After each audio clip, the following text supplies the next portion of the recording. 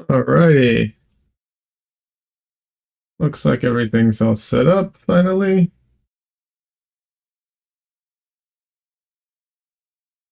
Hey everybody. Welcome.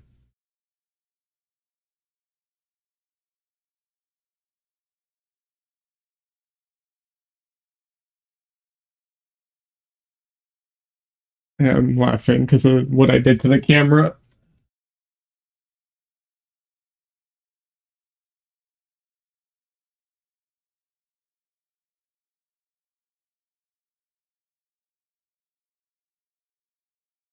Yep, there we go. Love it.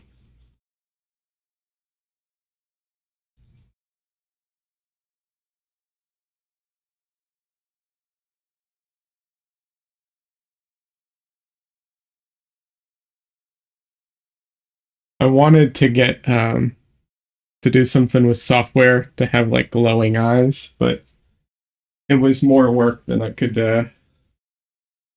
muster. So I'll have to live with this.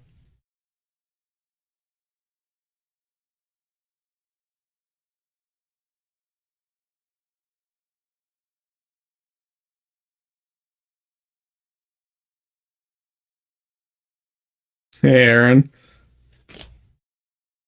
Welcome. Good to see you.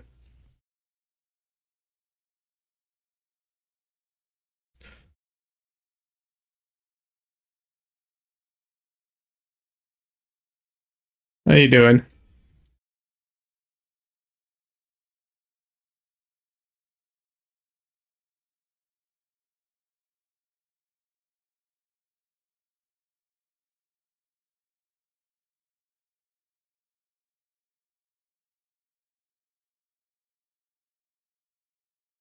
Did you make it out to Lightbox? Oh, making breakfast. I take it you haven't gone to Lightbox.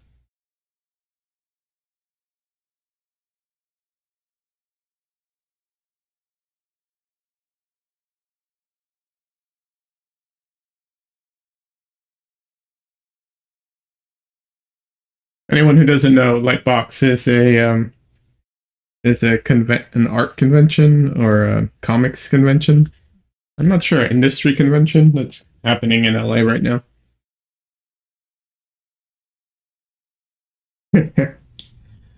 Yeah,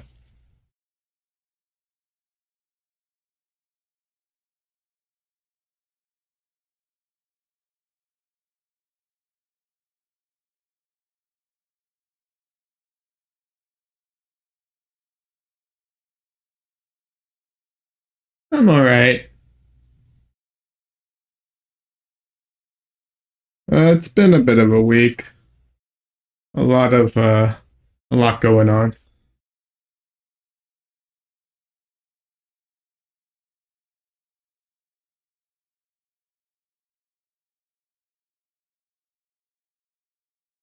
Actually, I shared a link in the description. A friend of mine passed away last week, and his partner has a GoFundMe to deal with the expenses and everything. So I shared the link in the description.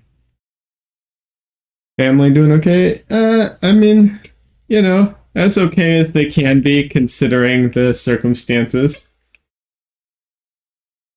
Um, Everyone's alive, so it's a positive. No, no, this is a friend from LA.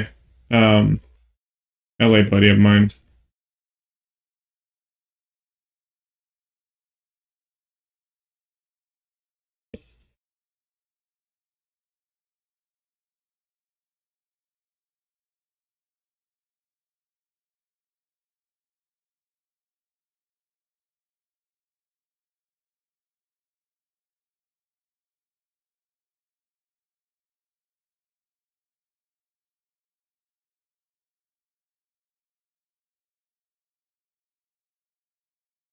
Just medical complications. He's really young, but his health was not good. Um, so just deteriorated and over time.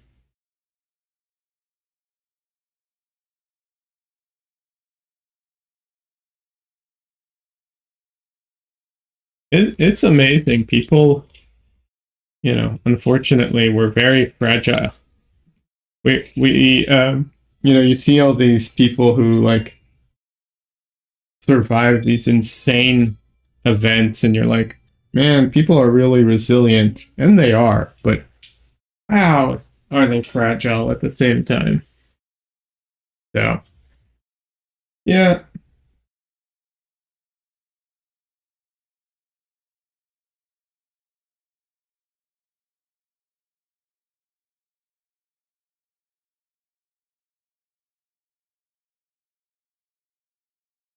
like I've seen a video of people, you know, uh, I've seen videos on YouTube of people like crashing their motorcycles and stuff and just getting up and walking away like it was nothing. And you're like, I don't know how that is possible. It's like they're in a video game, you know. But it's funny.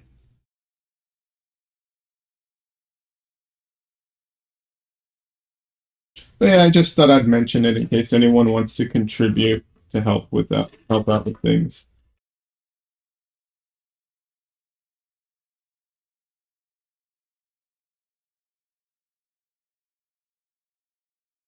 Anyways, today I am painting. I'm gonna keep painting Bride of Frankenstein.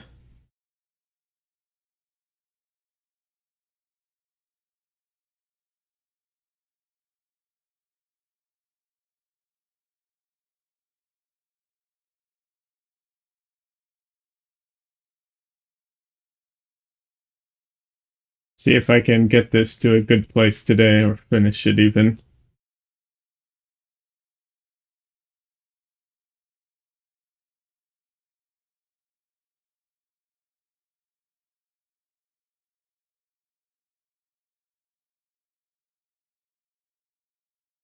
We'll see. Let me see though. I think I need something for this.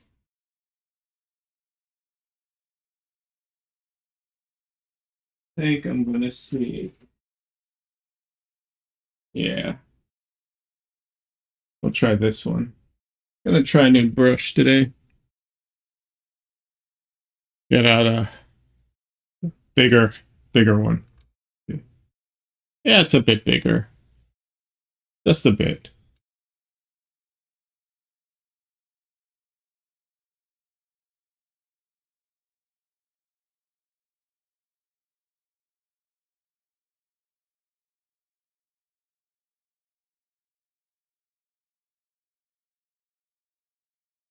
Obviously, I'm gonna when I go into the detail, I'm gonna need a smaller brush, but I feel like I've increased the size of my canvas and I didn't bother increasing my brushes. So I'm gonna try and rectify that now.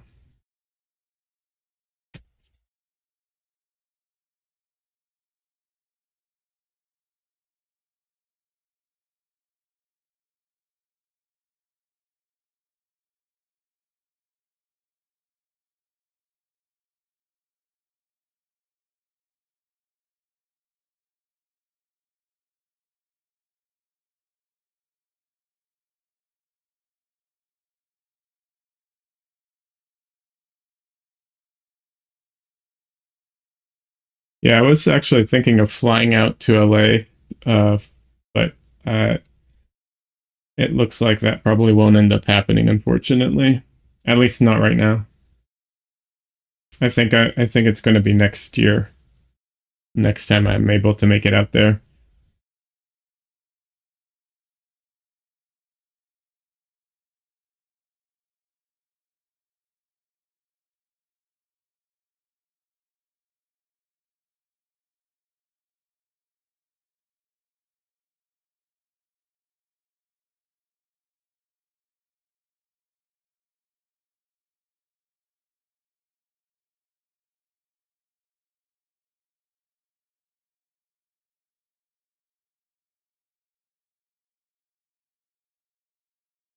For anyone watching who doesn't know, I used to live in LA, so a lot of friends there, and used to do the convention circuit there too.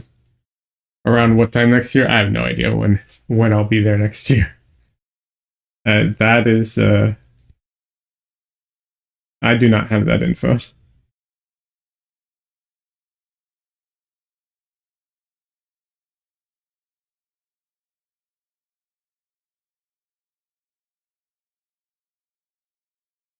You're listening, but you're cooking at the same time. No worries. Enjoy your breakfast or enjoy cooking your breakfast.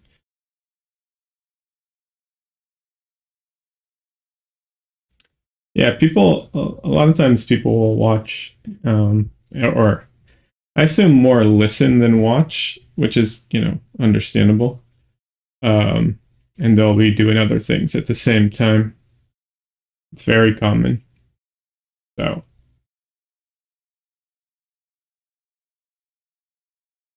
I totally get it. I do the same thing when I watch other people.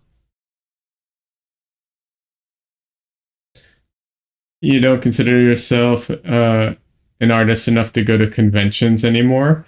I mean, you can go to be a viewer. You don't have to be a vendor.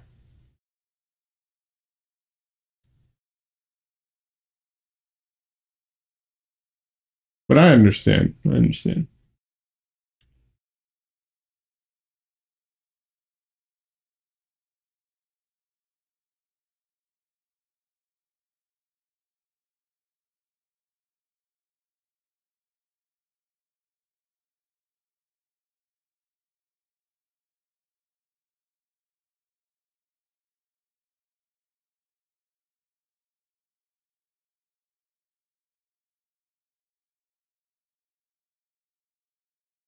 But yeah, doing the conventions as a vendor is totally different experience. Been a long time since I've done that.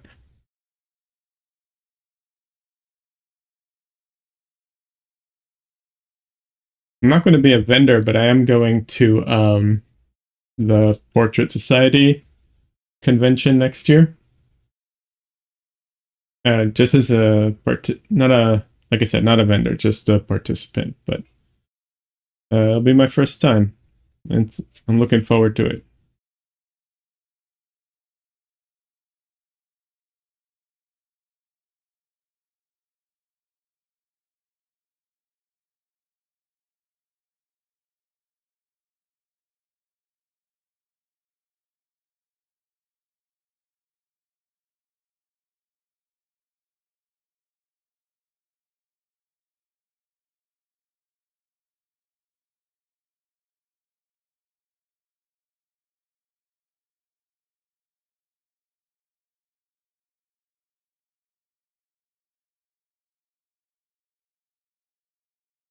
And this paper is driving me crazy.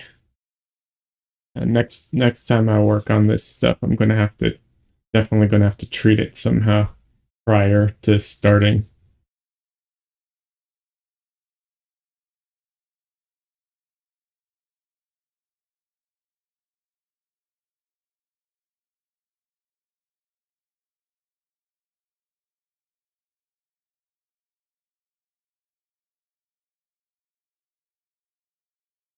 So often when I start, I just start on the background, or I guess start might not be the right word because I'm obviously into this painting a bit, but painting when I start a painting session, I often start at the background because if I'm not warmed up, I don't want to start on crucial elements and then mess it up because I'm all I guess cold because if I'm not warmed up, yeah, but you know.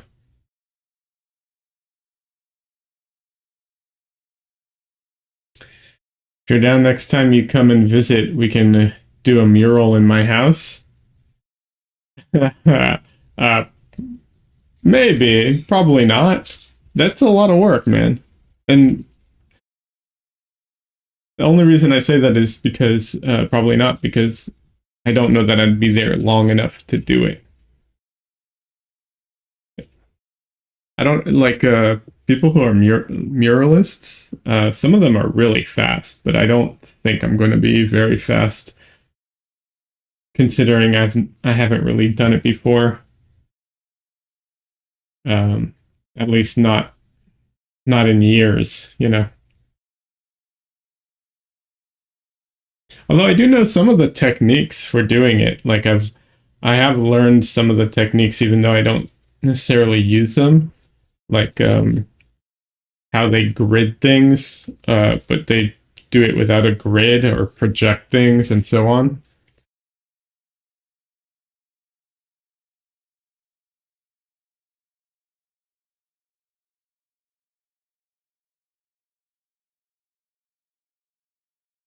You're thinking something abstract and easy to do in a day or so? All right.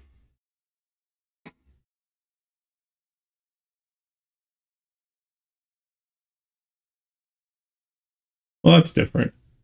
I was thinking I was thinking something else.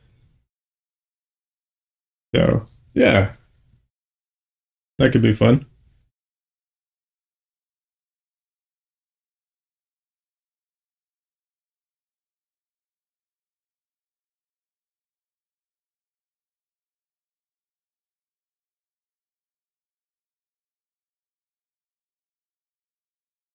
Not a full-on portrait. Yeah, I was thinking more in that direction, clearly. But yeah.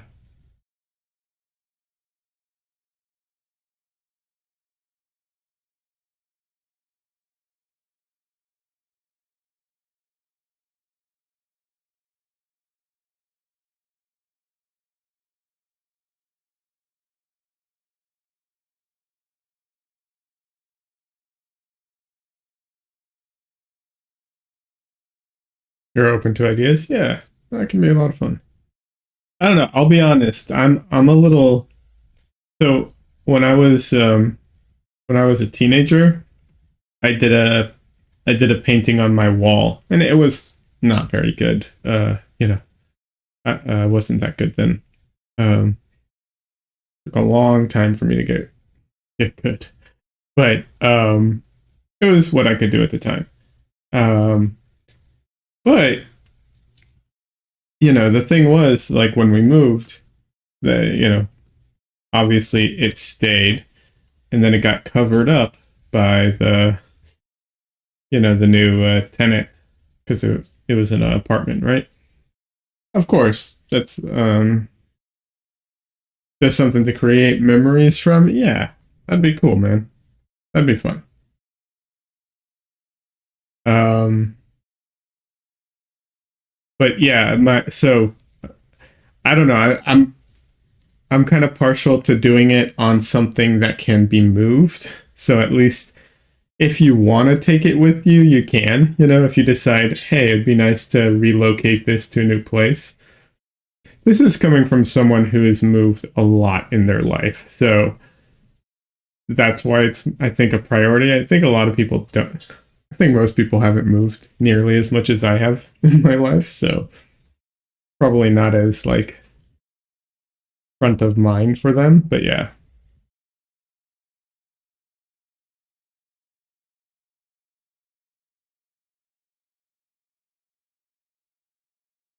Yeah, that could be a lot of fun though.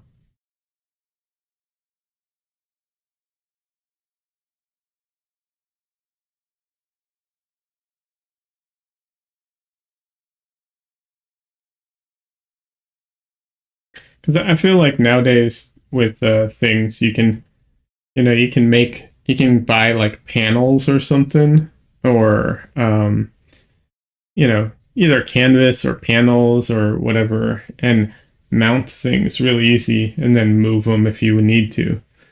But yeah, no, I've moved the amount I've moved in my life is just insane.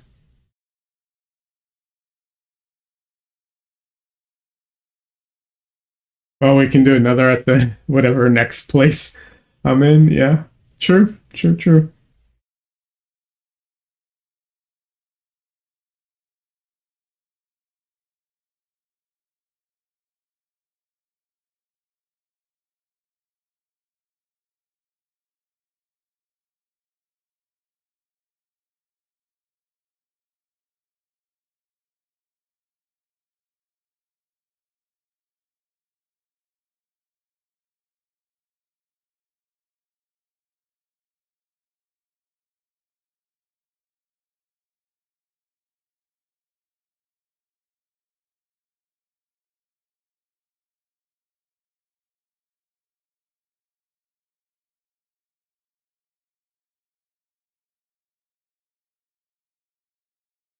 I think you've helped me through 2 moves. Let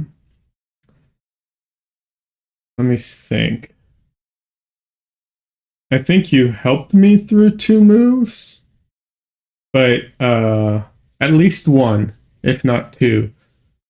But in the time I've known you, I've moved 2, 3, 4, 5 times, maybe 6.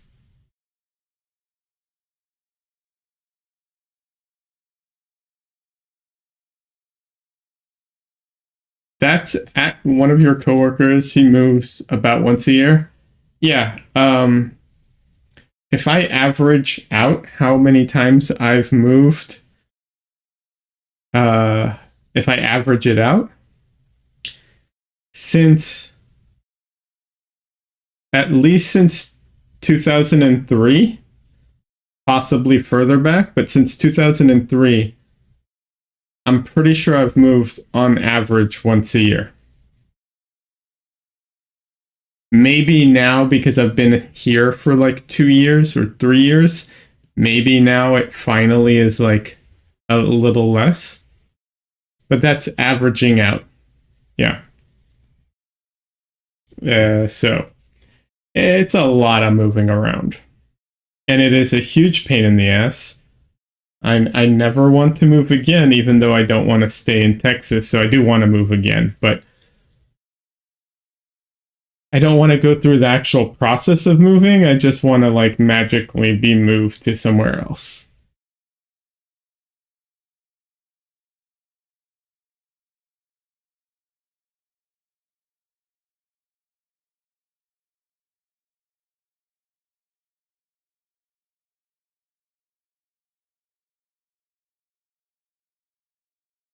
All I'm saying is if Johnny Depp or anybody else who's very rich wants to just fund my my oil painting, um I'm open to it.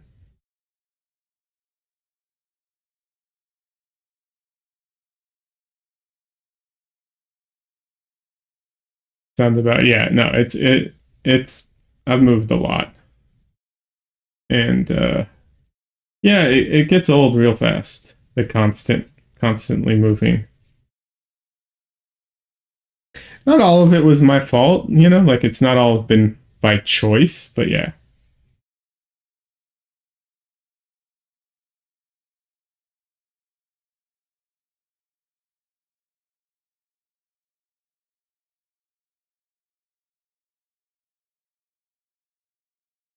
Hey, Michelle, good morning.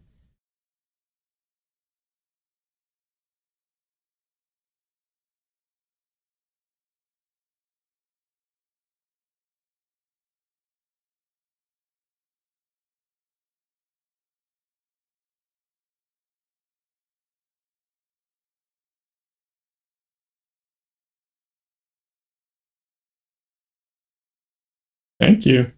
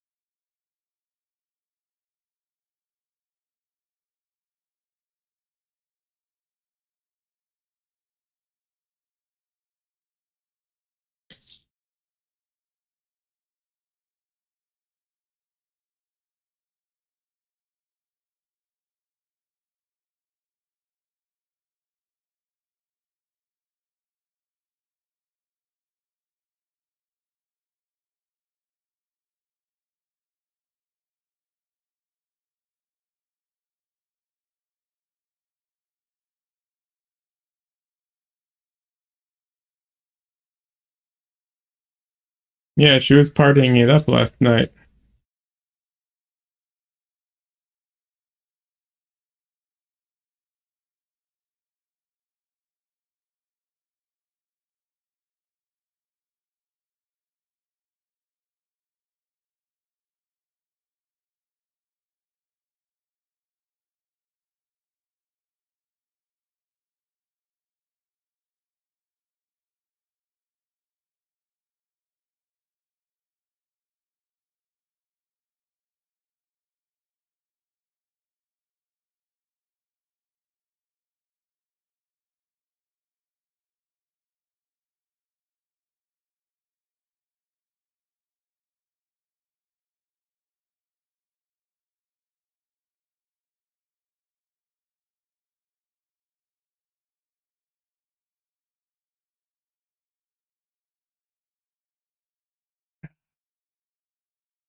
Yeah, this paper is driving me crazy today. Parts of it dry faster than other parts. It's very strange. I don't understand what's happening with it.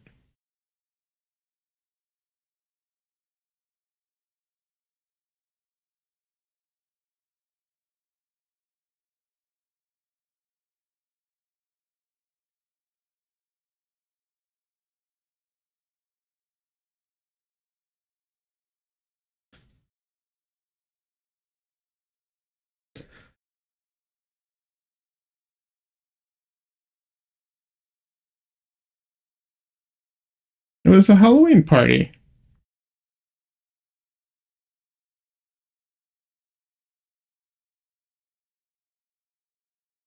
A friend's house, type of thing. Some drinking, some games, stuff like that. Some snacks.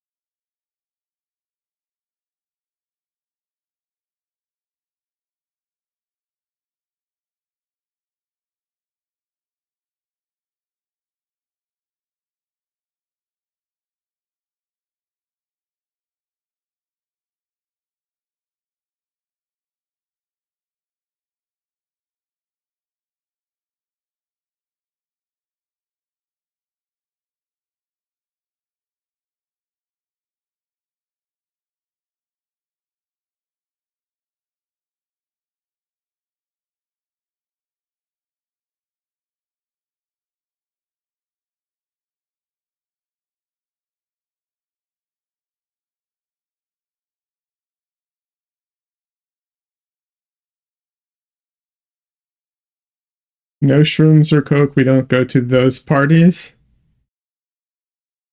Uh, yeah, I've been to those parties in the past. Uh,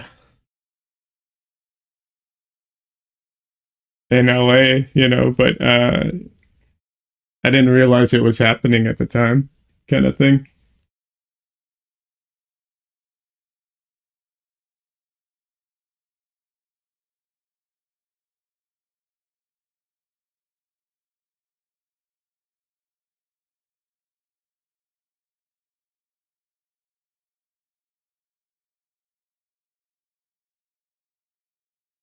Yeah, I'm not much for those types of things, but I've definitely had friends who have done that a lot of that stuff. So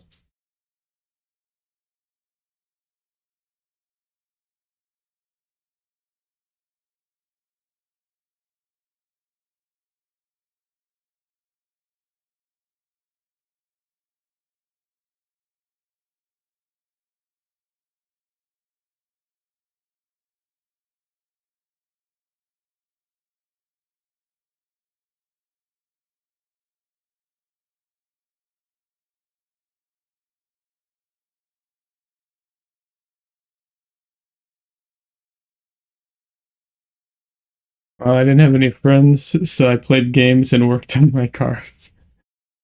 And you don't have any friends because all you do is stay at home play games and work on your car.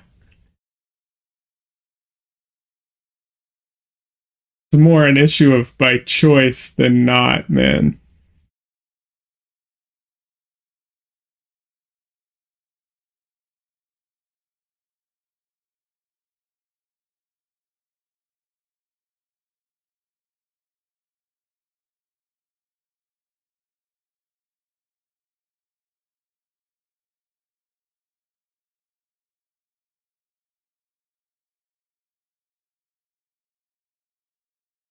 What games are you playing at the moment, Aaron? Anything interesting?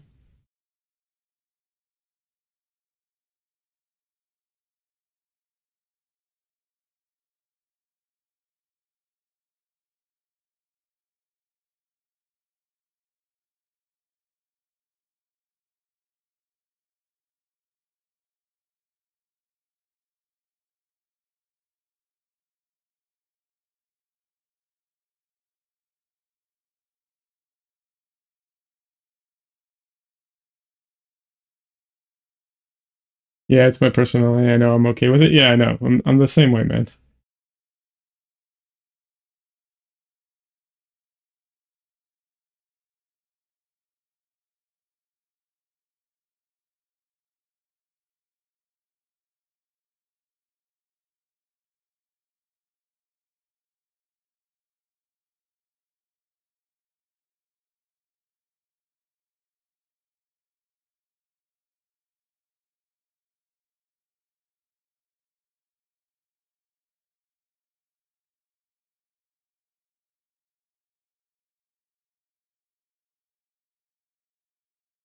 That sounds like a great plan.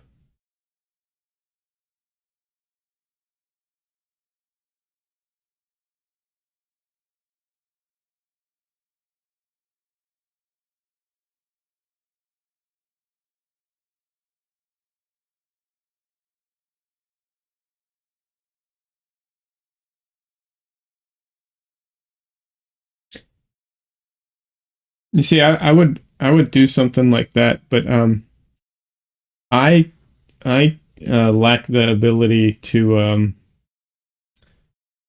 take care of plants in any meaningful way.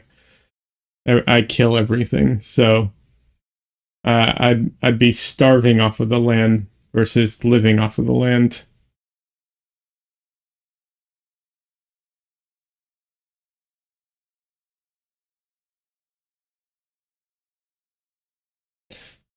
You're playing Gran Turismo 7, Final Fantasy 7, remake of Blasphemous, Dragon Ball Fighter Z, and Resident Evil 4.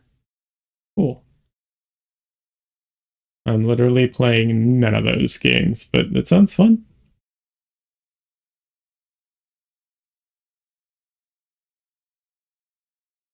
I know Final Fantasy is really popular.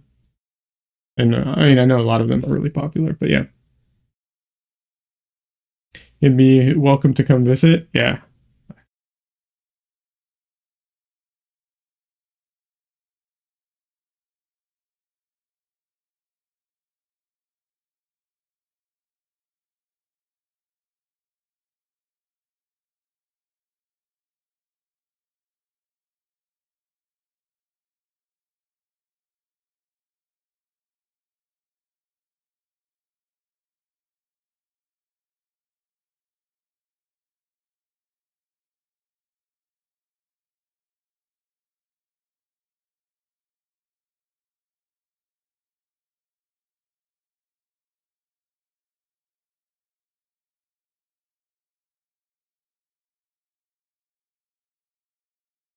You'd find a you'd find a property with a Costco nearby. Yeah, that'd be crucial.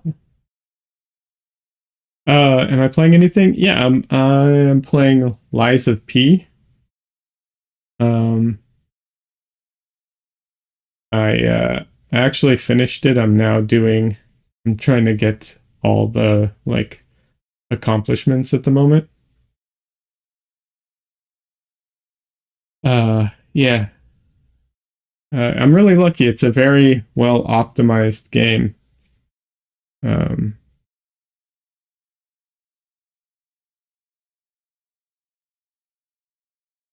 You love Final Fantasy? Played back when you were a kid. The new one is nothing short of awesome. That's great. I've heard great things about it. I've never been into Final Fantasy.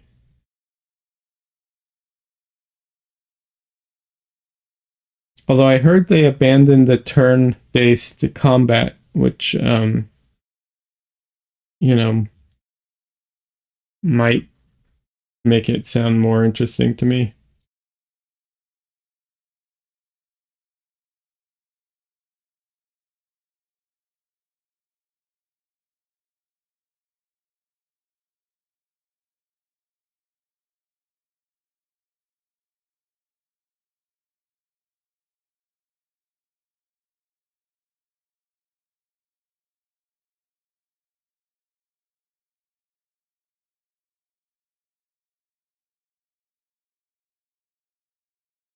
I don't think my computer could even run Final Fantasy.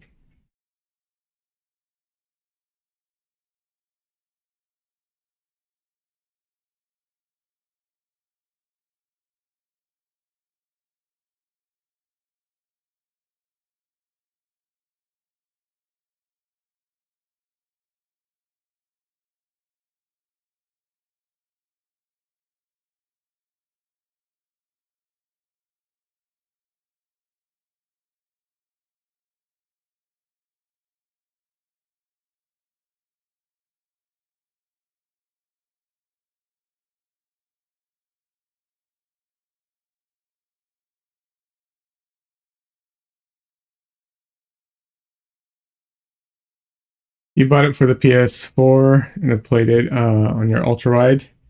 Miles better than the console version. Yeah, yeah. It's live combat, so no waiting around. Oh, that's good. Yeah, I don't. The turn based stuff doesn't. I don't know. Doesn't do it for me.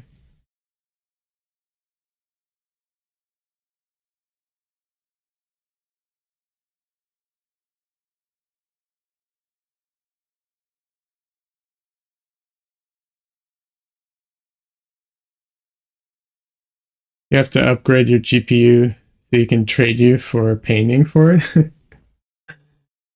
You gotta do it soon because I'm looking at possibly upgrading my system this year with all the like Black Friday stuff. I don't know. I've started doing research, which is never a good sign.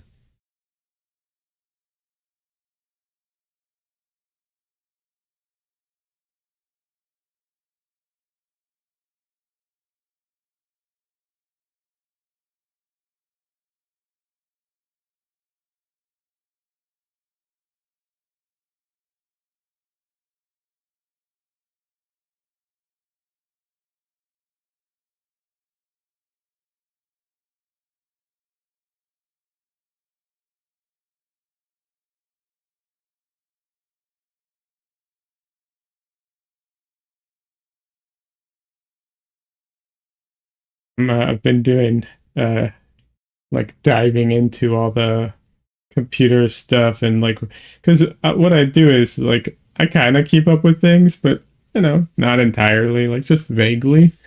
And then when it's time to like upgrade, I start researching, what's current, what's coming up, what's old, like what just heavy research mode.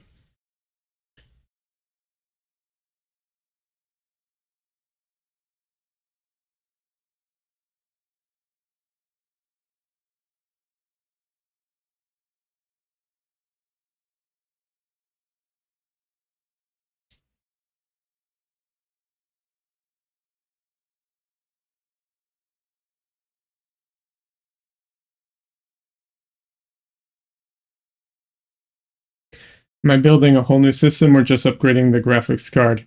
Um, yes, I'm debating it. I upgraded my CPU a while ago, but it didn't really do that much. So I'm thinking of upgrading both.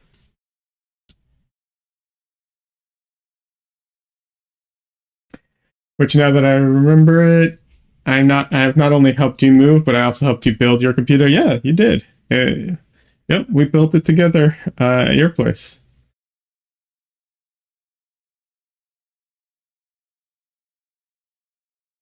But yeah, I upgraded my CPU a while ago, but um, I haven't noticed a huge improvement from it. Obviously, I wouldn't notice a big improvement in games. I know that, but productivity stuff, I haven't noticed all that much difference. So I'm thinking maybe it's time to not only upgrade the GPU but the CPU, because I upgraded to the limit of my motherboard, but it's an older system. It might just be time to upgrade the whole system. It's all about constraint and willpower. I technically shop around for cars every day, even though I already own two. LOL, yeah.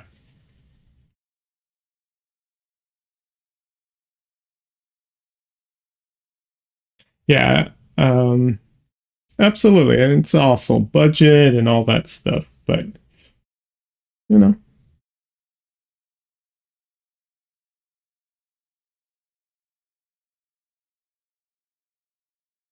like gaming for me is secondary. First is like streaming, work, um, trying to get a bit into video editing as well.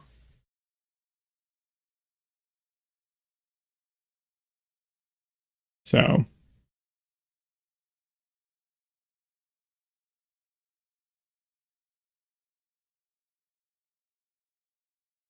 yeah, I'm not all that into like buying cars though. That I definitely am not like.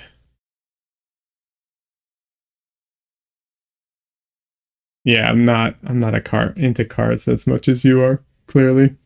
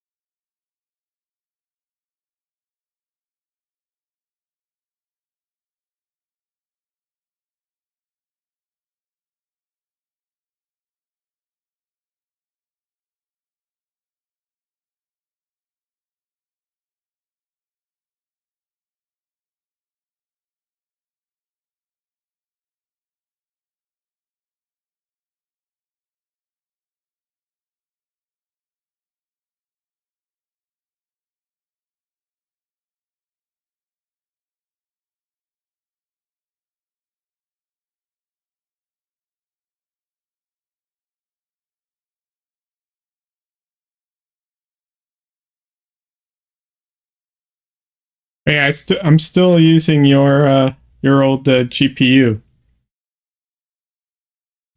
So that definitely needs to be upgraded. Regardless of anything, that has to be upgraded.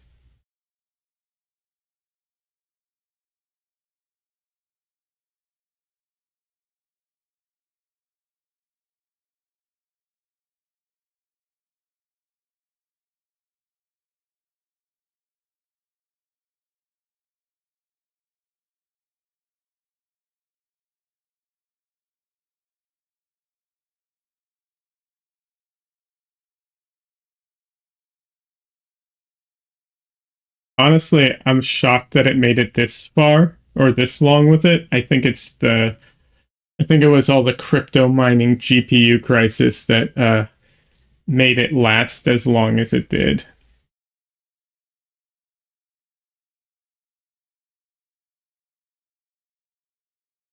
Other part of it is that you might not need to get a new CPU since most new programs, especially those that take advantage of the AI, derive most of their computing power from the GPU. So technically, if you upgrade the GPU to max memory, you should be okay. Never upgrade, but it's never bad to upgrade the whole system since the computer is a few years old already. I'll message you about it, and you can, tell me what you think. Um, yeah, I can just say here. I think the CPU is the uh, Ryzen Ryzen 9 5900. Yeah, I think that's it. It's got a lot of cores, but it's an older chip at this point.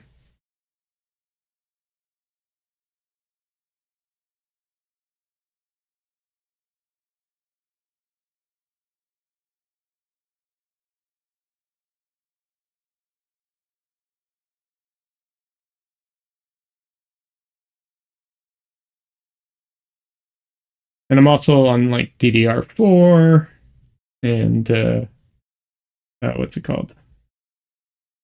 A slow version of it to boot. So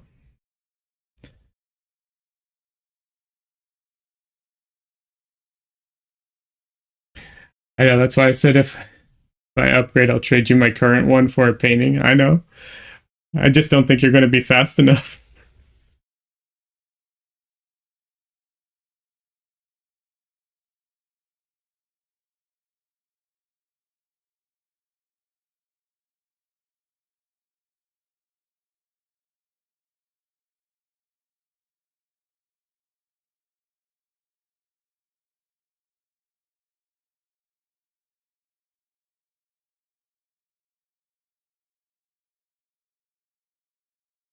I love how this is a, you know, painting stream and all I'm talking about is computers.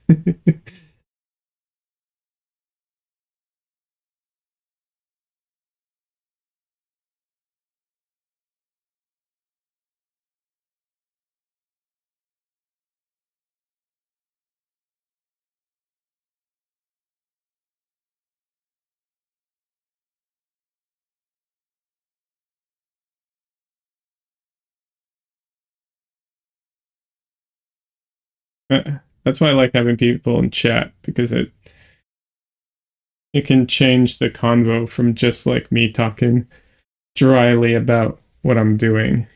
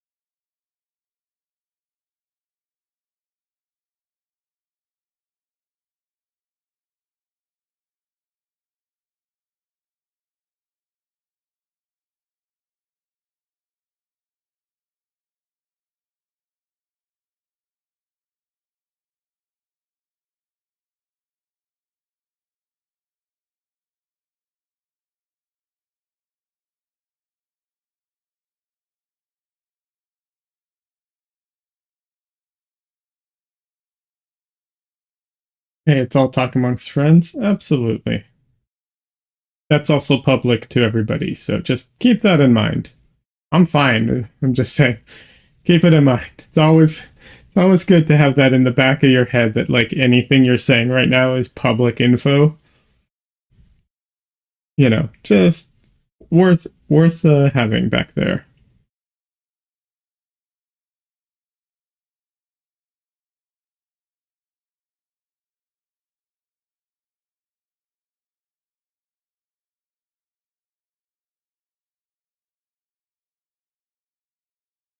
I always have the like horror stories in my head of like people who got fired from their jobs from because they did something stupid on social media, even unintentional stuff. Like I remember the story about a secretary. I think it was a secretary at Marvel that got fired because she took a photo with some people visiting, like famous people, and in the background there was some like privileged stuff that they didn't want getting out on social media. Stuff like that, where I'm just like, it's such a easy mistake to make.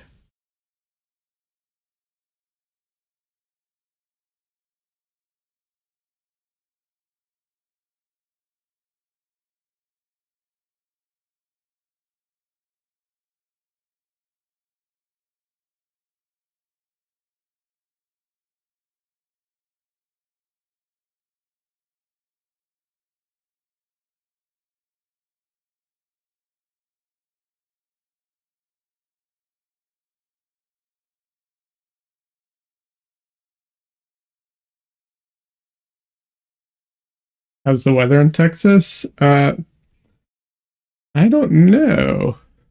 Um, I don't know. Trying to think. Did I go outside today? Uh, um, I don't know. It's been kind of windy. Yeah.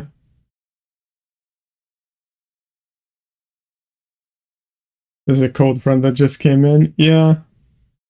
Hopefully, we're not expecting like uh snowmageddon again because I really don't want to go through that again.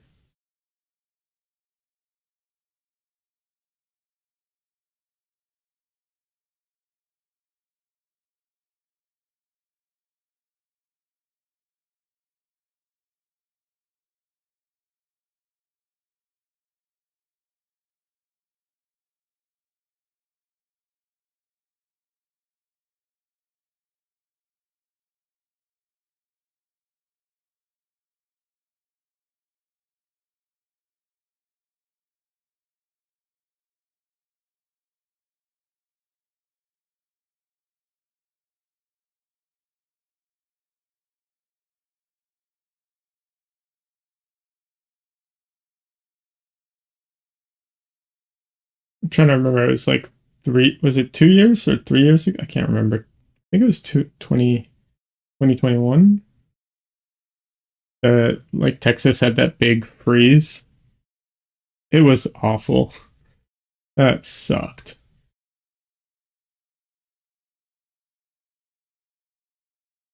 So are you saying that you should post my phone number in chat? Yeah, preferably not.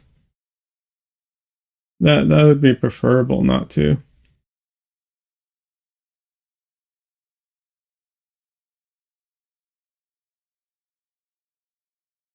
Yeah, 2021. That's what I thought. Yeah. Oh, that sucked.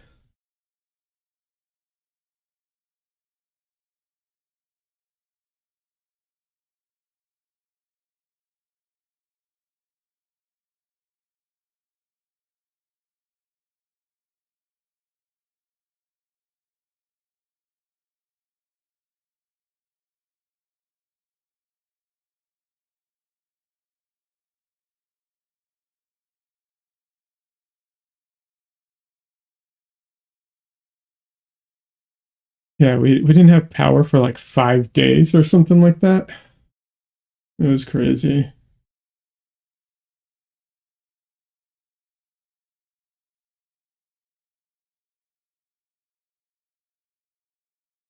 Well, not just power. We also couldn't go anywhere.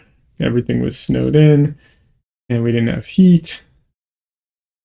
And at some point, we also didn't have water because there was a boil warning, but you can't boil water if you don't have electricity. So yeah, it was a mess.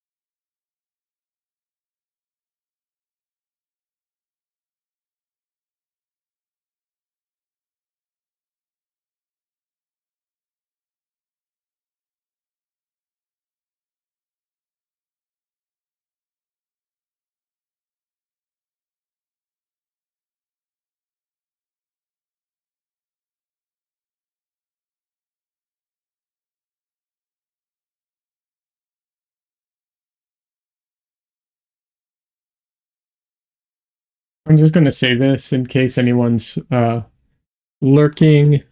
I hate that lurking has such a negative connotation, but anyone who's watching and not in chat, or anyone watching after the fact, there's a link in the not bio, in the description for a GoFundMe for a friend of mine who is dealing with the loss of a friend of mine too. So just going to throw it out there. That's links in there if you feel like helping out and can. It's there.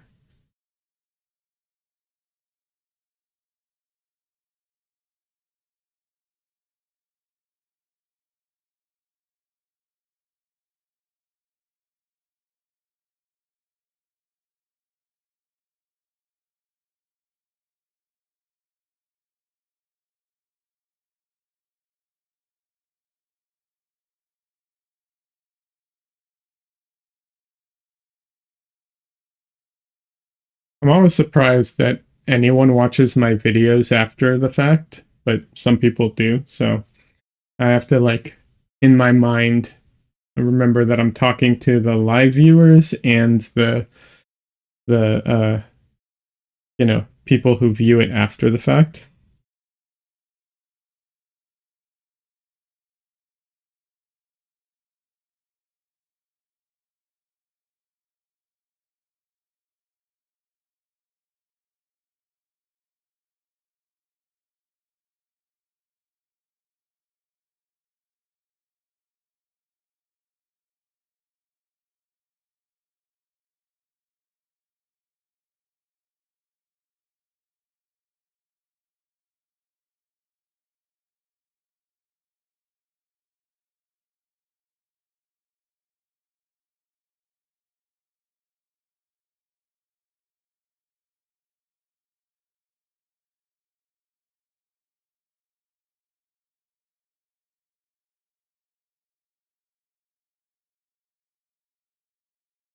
And you also have to eat vegan food, right? Man, that must have sucked. I eat vegan food all the time. Nothing wrong with vegan food.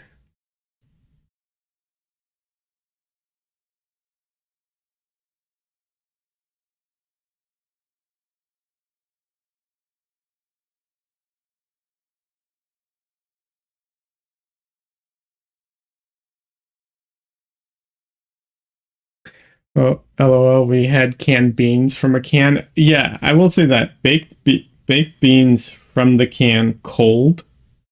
Like I like baked beans. I'll eat baked beans like no problem.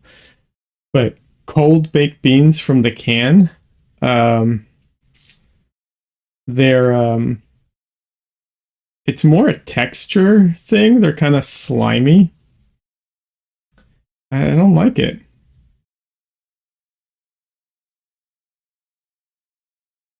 Not a fan. Really not a fan.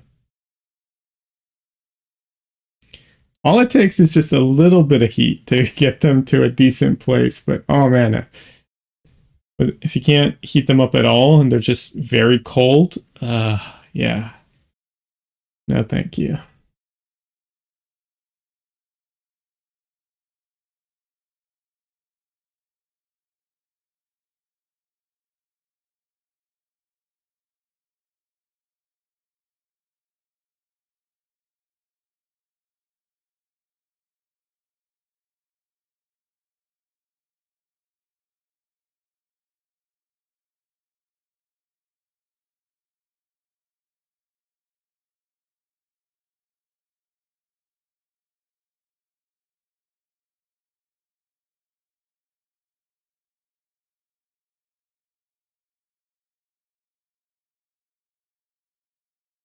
Michelle says I should remind people how to join the conversation with us. You just have to sign into YouTube and join in on the chat. I don't know how many people. Do people really not? Are people really unaware of that? I'm not good at like knowing what, you know, people are not familiar with. When am I going to have merch drop? Like painting with Leah, like a painting with Leah t-shirt? Um, yeah, merch is it's not high on my list right now. But I do appreciate the sentiment. Yeah.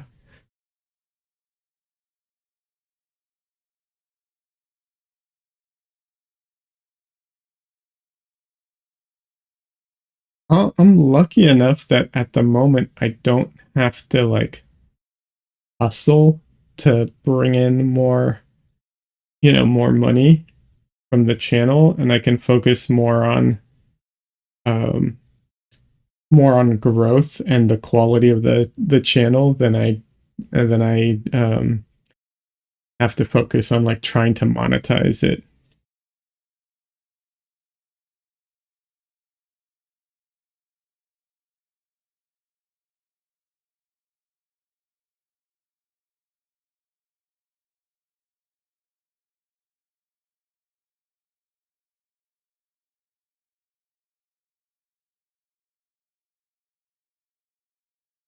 I also don't expect to ever make money from the YouTube channel directly. Like I don't know. I don't think I have the personality or screen presence to become like what I would call a YouTuber, someone who like makes money directly from YouTube, from like AdSense and stuff like that. Yeah.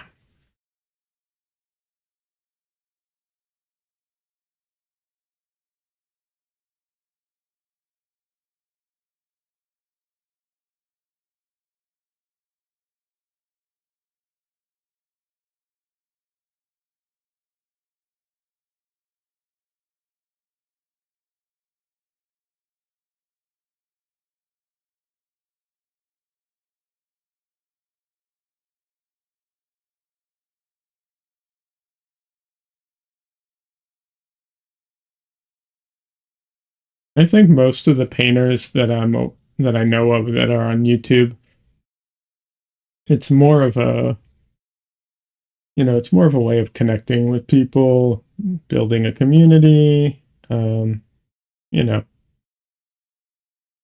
kind of thing. I don't know if that makes sense, but yeah.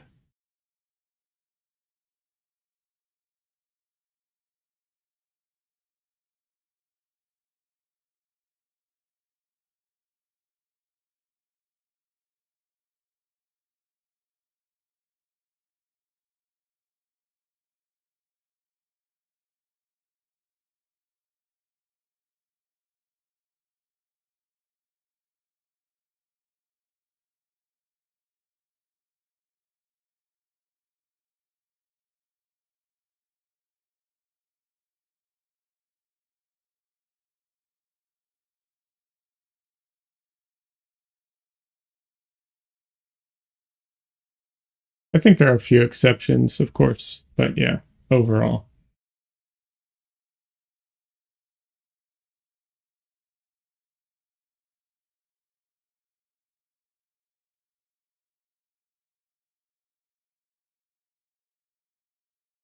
But yeah, I need to start making like actual videos other than just streaming. That's kind of next on the list.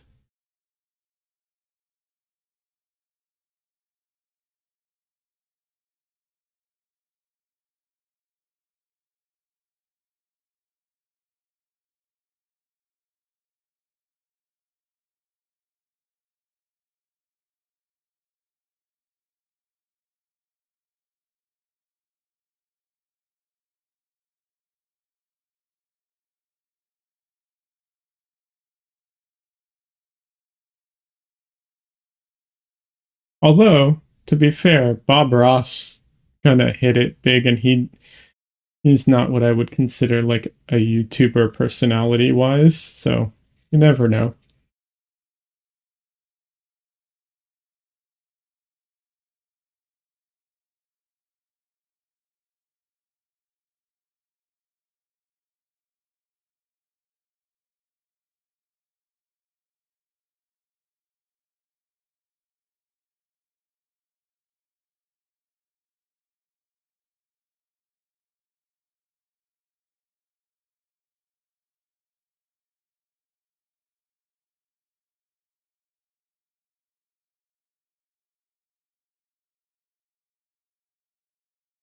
I mean, the Bob Ross story is crazy.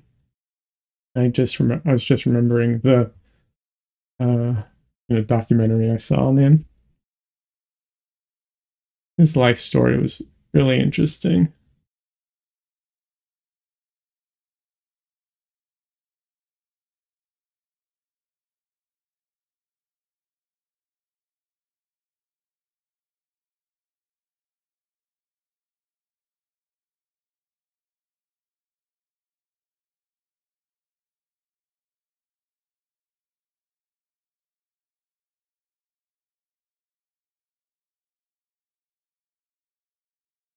I just need to shave. Okay.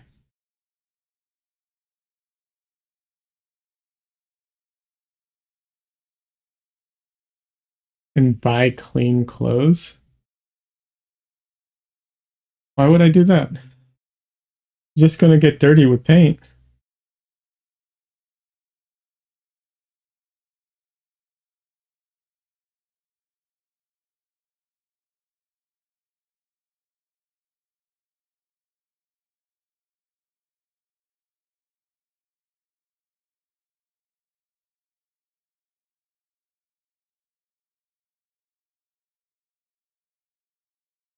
I have specific I have specific clothes usually that I wear for painting.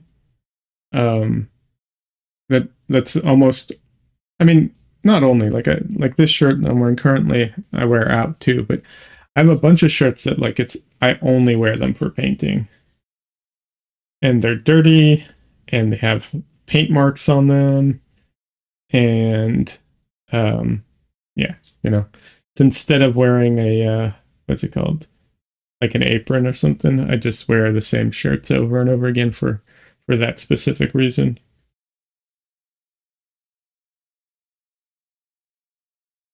Also, the other thing too is people don't know this. If you're going to paint, it is recommended to wear um, dark neutral colors because the light can reflect off of your shirt into the painting and skew your perception of what you're working on.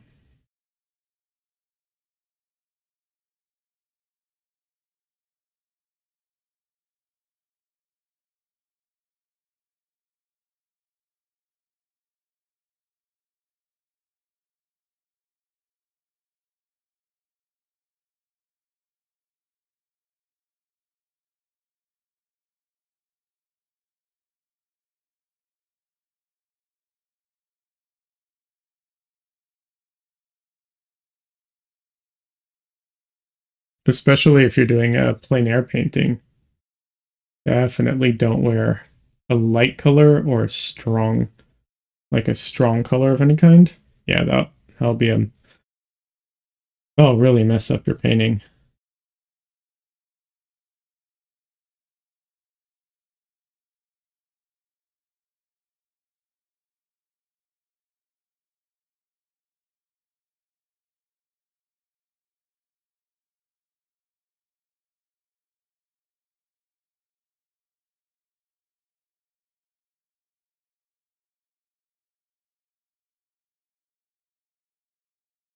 What's his name? Jeremy Mann. He, I don't know if he still does this, but in like a documentary I saw of him, he would buy like cheap t-shirts, like white t-shirts, like the kind that come in like a pack of 3 or whatever it is, or 5 or whatever, just the like really really cheap ones. Um, and he would paint and he would use the shirt that he's wearing as a rag. So he uses the brayers in his landscape. So he'd use the brayer and then just wipe it on his shirt, and then do it again and wipe it on his shirt, and then he'd just throw the shirt out at some point.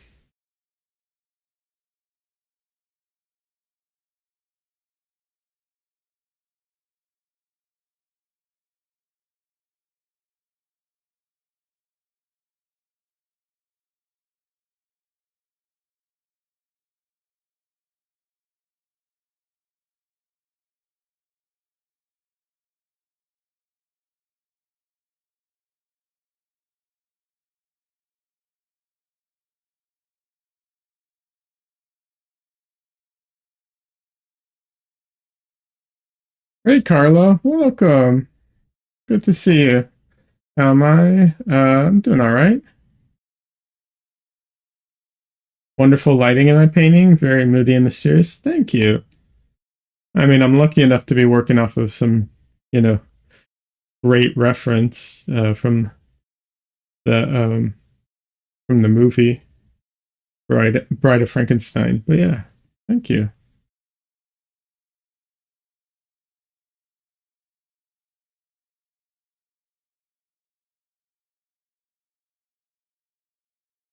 How are you doing?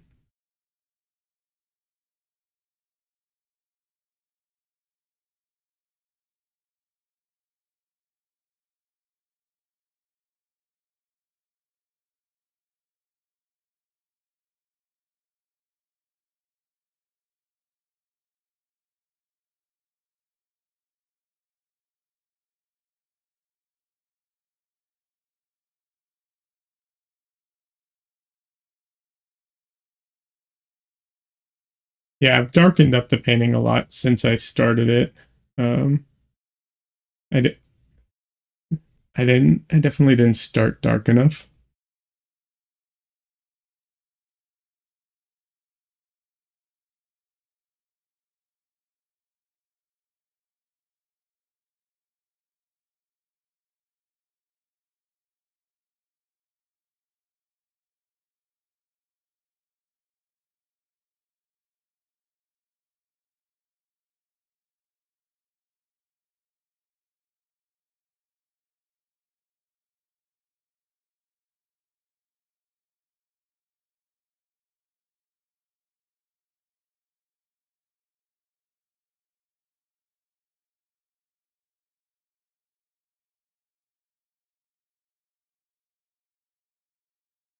You're good. Thank you. Just got off of work, setting up to paint. Oh, that's great.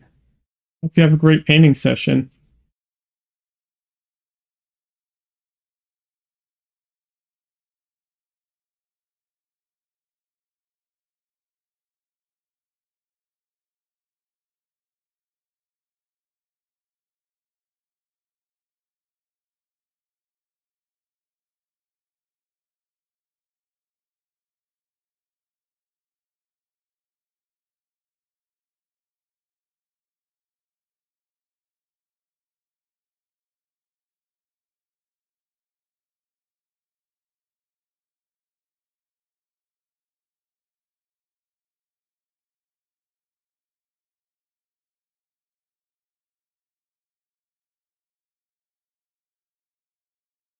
My painting space is kind of chaotic. How do you keep your paints, painting, etc. organized? Well, I'm not the most organized person in the world, that's for sure. My space is very messy, but my painting, okay, my room is very messy, but my painting space itself is actually not that bad. Um, the way I keep it organized and everything. Let's see. The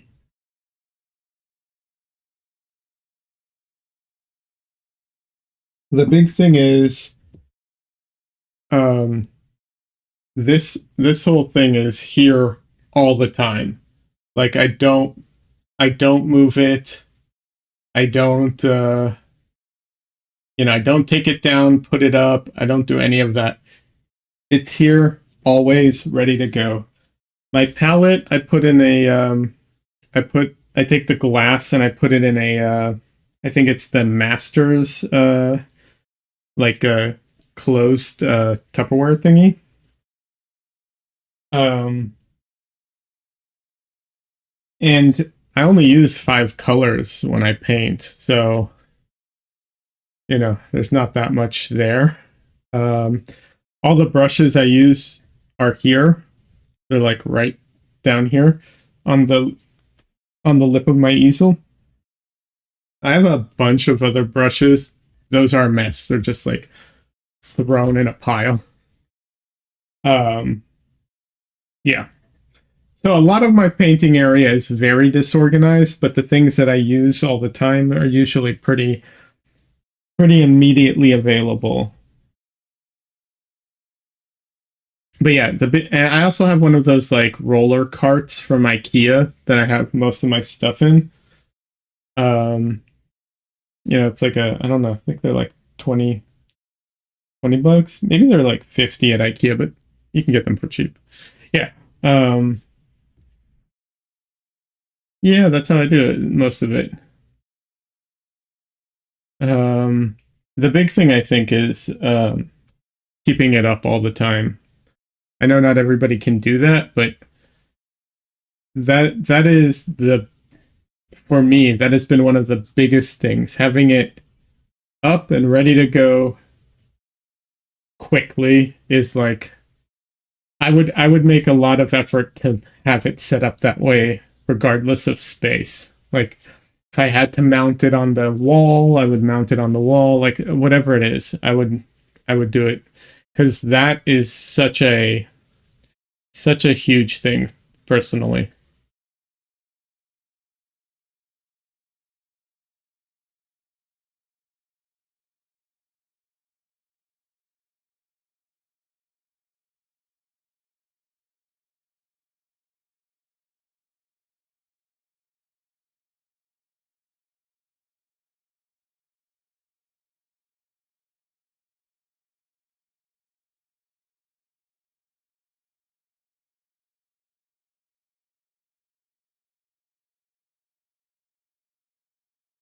So yeah, I think that would be my recommendation to everybody is if they can have their painting set up like so that it's very minimal setup and tear down type of thing.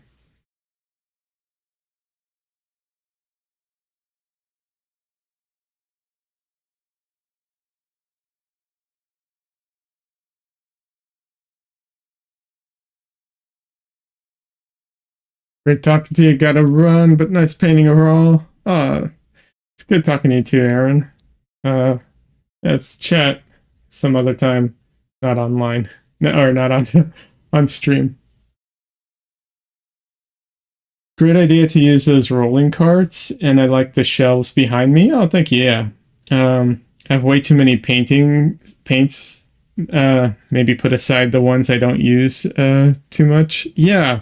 I mean, I have more than the 5 paints that I use, but and they're like here, but the 5 that I use, the colors that I use are, very easy to get to. They're like, they're right here. I don't have to. There's very little. What's it called? Uh, you know, I don't have to like hunt around for them or anything.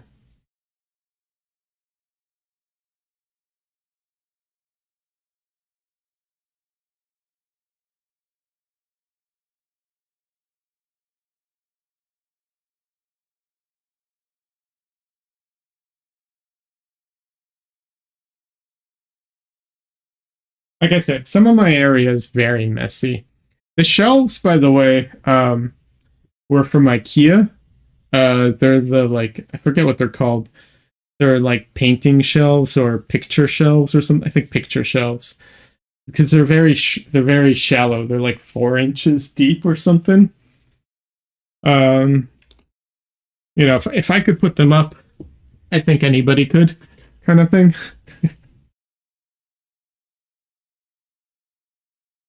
They're not that difficult. They can't hold a ton of weight, but they don't need to.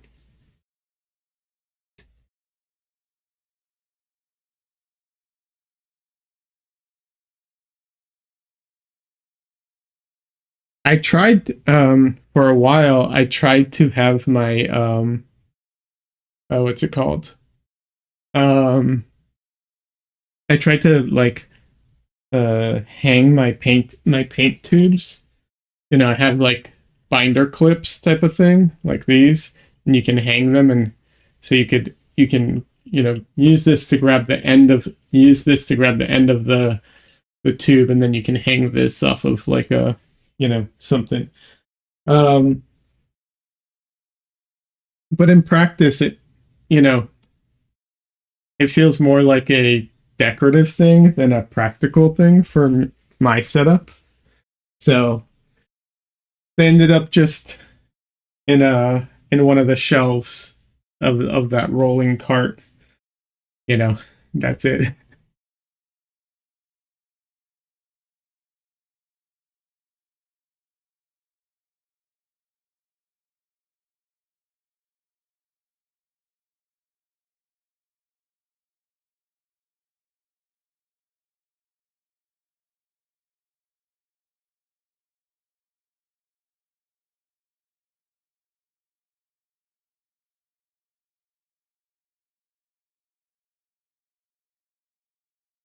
But yeah, it also depends on your space, you know.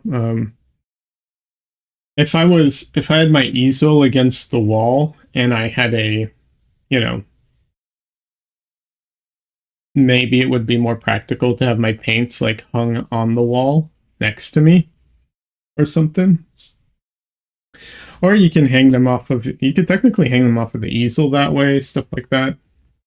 I know someone who they have a line of rope or something on their easel, and they put their paper towels hanging from there to make it easy access kind of thing. Yeah.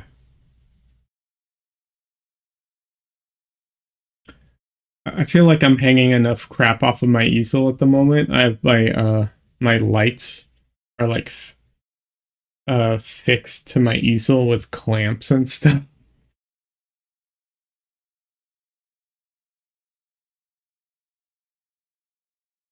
It's not the most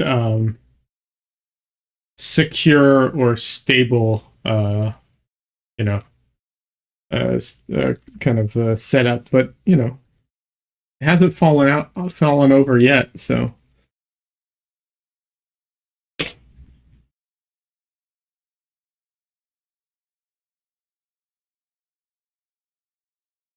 it's clever to hang paint tubes like that. Yeah, I wish I could take credit for it. I didn't come up with that. I saw it online. I think it's also, I do think it's a cool decorative thing to do as well. Like if you have a bunch of paint tubes that you don't use often, like hanging them next to you or behind you or whatever, like I think that's really cool. But like I said, for the five that I use all the time, like it's not very practical. But that's also because wherever I would hang them, they wouldn't be very accessible. But there's also the benefit if you hang them, you know, it pushes everything down. So that's kind of a plus, you know. Excuse me for a second. I'm still here. I'm just going off the camera for a second.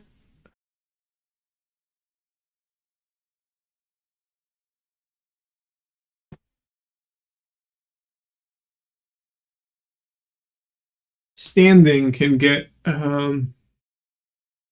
tiresome. I need to stretch every once in a while.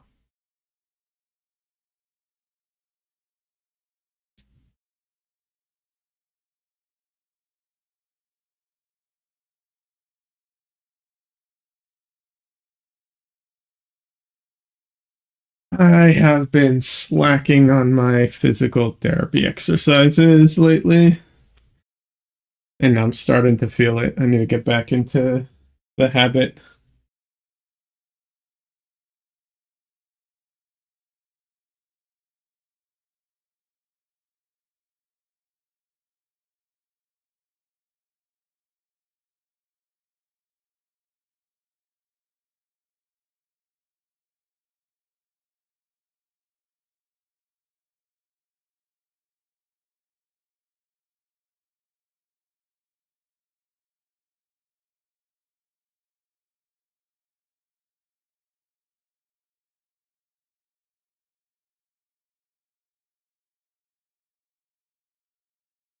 For anyone who's curious, my easel is not a very high end or expensive easel. It's just an H frame easel from um, you know, from I got it from Jerry's Artorama, but you know, any place.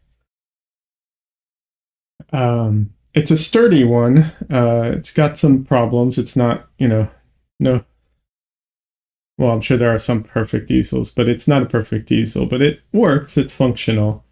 Um, but yeah, it's nothing special. You can definitely, and it wasn't super expensive either. But yeah, I would suggest if anyone's looking for an easel, the two things I would say is uh, either an H-frame easel or a wall easel. I'm not a fan of like the A-frame easels personally. And then the other thing is some easels have this ratcheting system that lifts the main. I think it's called the mast or whatever, the main thing. The problem with the ones with the ratchet, it's like a clip that like goes up and that you pull out to lift it and then release. And there's like I said, like some kind of ratchet system inside. The problem is when you lift those, the whole mast goes up. So if you're working on a small painting and you want it to be high, the thing has to go up very high. So unless you have like extremely high ceilings, you're gonna run into some problems. But just something to look at.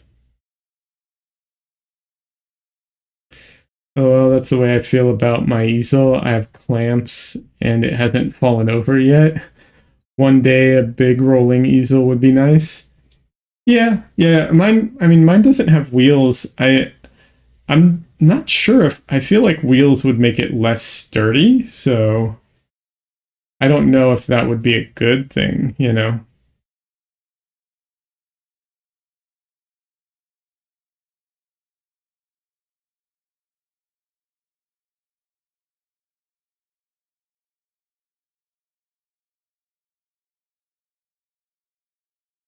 But so my light up here, I have a light above me. It's like a 4 foot well, kind of looks like a fluorescent tube light bulb, but it's an LED light bulb, and it's hanging off of the easel. And I have like a gooseneck, like arms that it's attached to, that it's hanging off of, and those just clamp on. Actually, the clamps on that aren't strong enough to keep it attached to the easel, so I put some what are they called, zip ties over the clamps and the easel mast um, to hold it in place.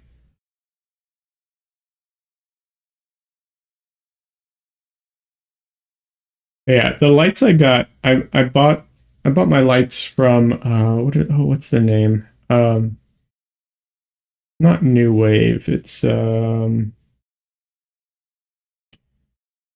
Wave. It's Wave something lights. They have like really good quality lights for with really good color reproduction. Yeah, that's where I got my lights from. And it's just a single, like I said, it's just a single 4 foot tube. But yeah, it's good. And they have good customer service too. I had a good experience with them.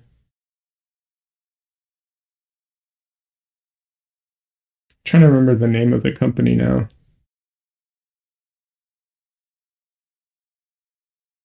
Something with wave light, waveform, wait, something. I can't remember right now. Anyways, it was funny because I had different light bulbs in my in my painting setup beforehand, and then when I put this one up, I could see the difference instantly. I was like, oh my god, it it changes what your painting looks like.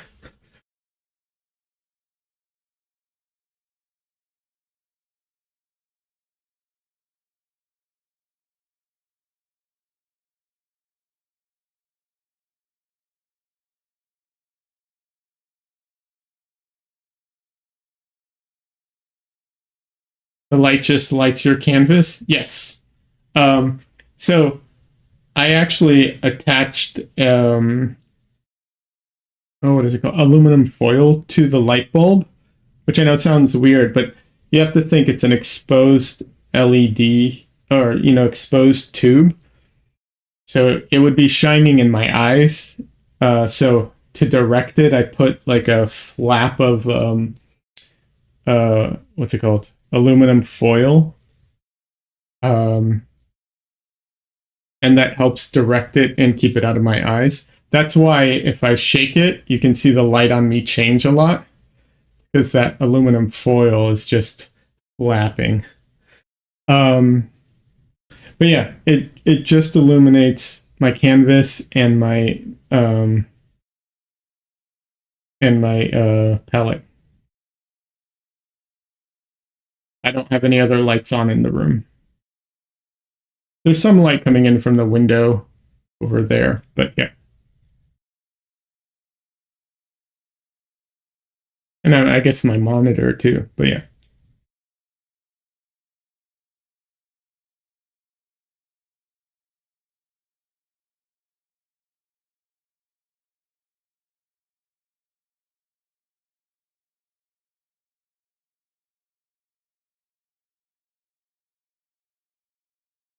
The thing too is trying to eliminate glare. Oh my god, such a pain, right? So it's only about, I'd say about a foot off of the, like away from the easel. Like it's hanging like a foot out, maybe. So all the light is coming down um, at a sharp angle. I'm not saying I don't get any glare ever because of because oils are wet, for so long, and sometimes the the ridges of everything can give me some glare, but I eliminate a lot of the glare when I have the like main light in my room on. It glares a lot more into my eyes. Only place right now that I'm getting a little bit of glare is up here because it's like above my eye line. And I can actually drop the whole thing if I need to though. Without dropping the light.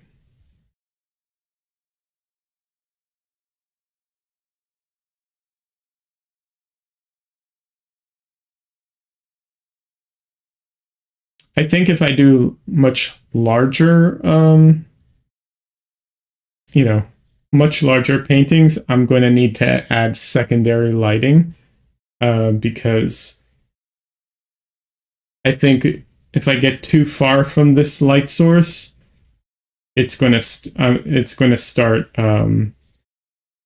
It'll be too light on the top and dark on the bottom. Like the difference will be noticeable. Um, but it has to be bigger than this. So bigger than 12, bigger than 20 by 16.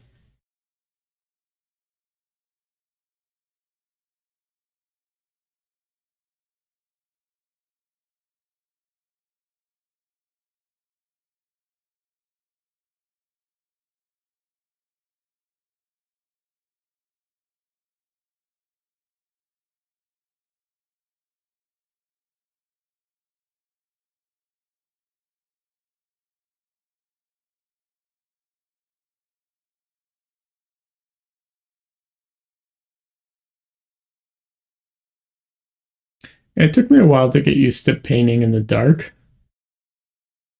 And relative dark. I'm not in a like dark room. But, relatively speaking, it's dark.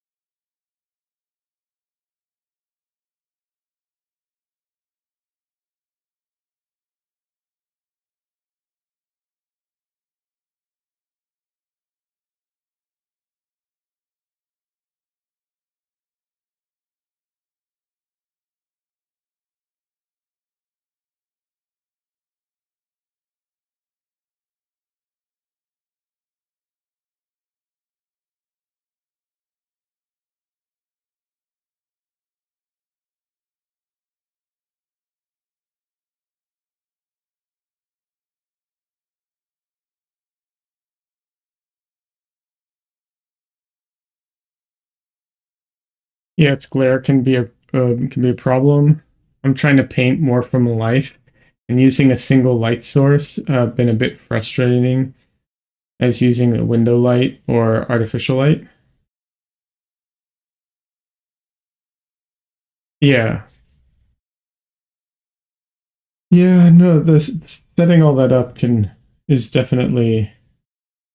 um definitely challenging.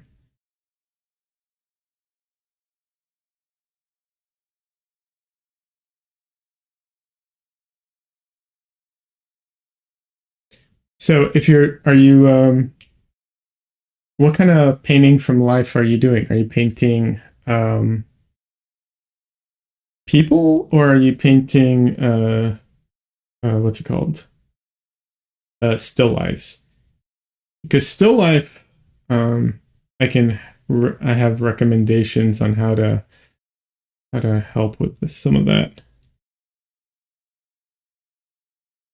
And it's not me coming up with this. I'm taking some cues from the YouTube channel Draw Mix Paint, Mark Carter. Um, he has some what's it called, YouTube videos on stuff like that.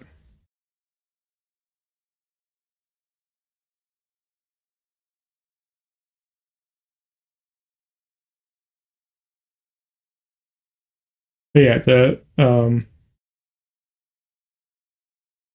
ironically, I prefer artificial light to natural light because it's consistent.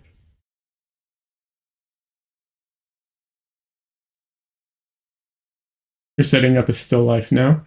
Awesome.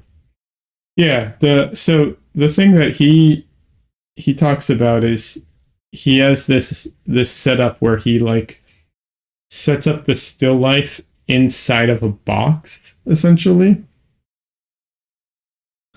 And so the you know, so you can light it, but it's contained inside the box, and so it doesn't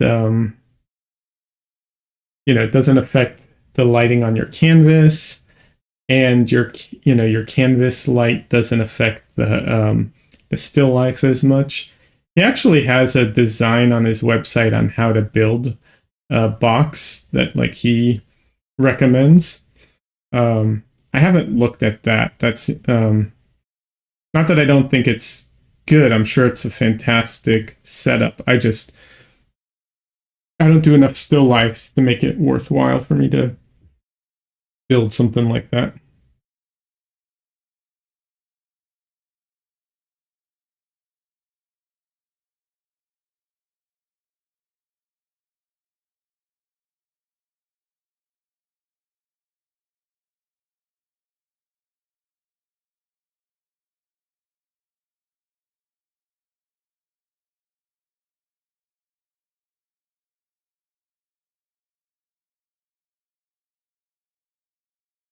But I did try and use what he the ideas that he has for when I did do a still life, and I used a box from Costco and just set it up on my desk kind of thing. It was helpful.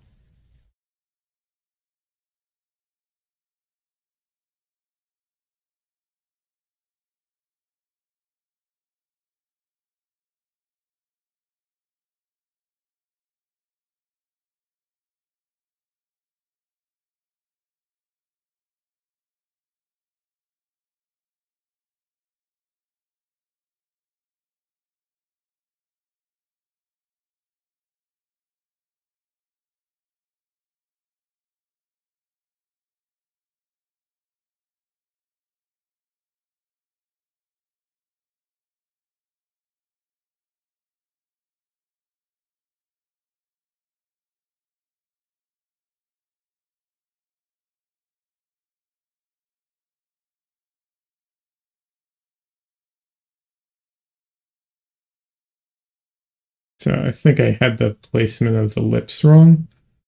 So, and I feel like they're throwing everything off for me. So I just painted over them right now. I'll get them back in a few minutes.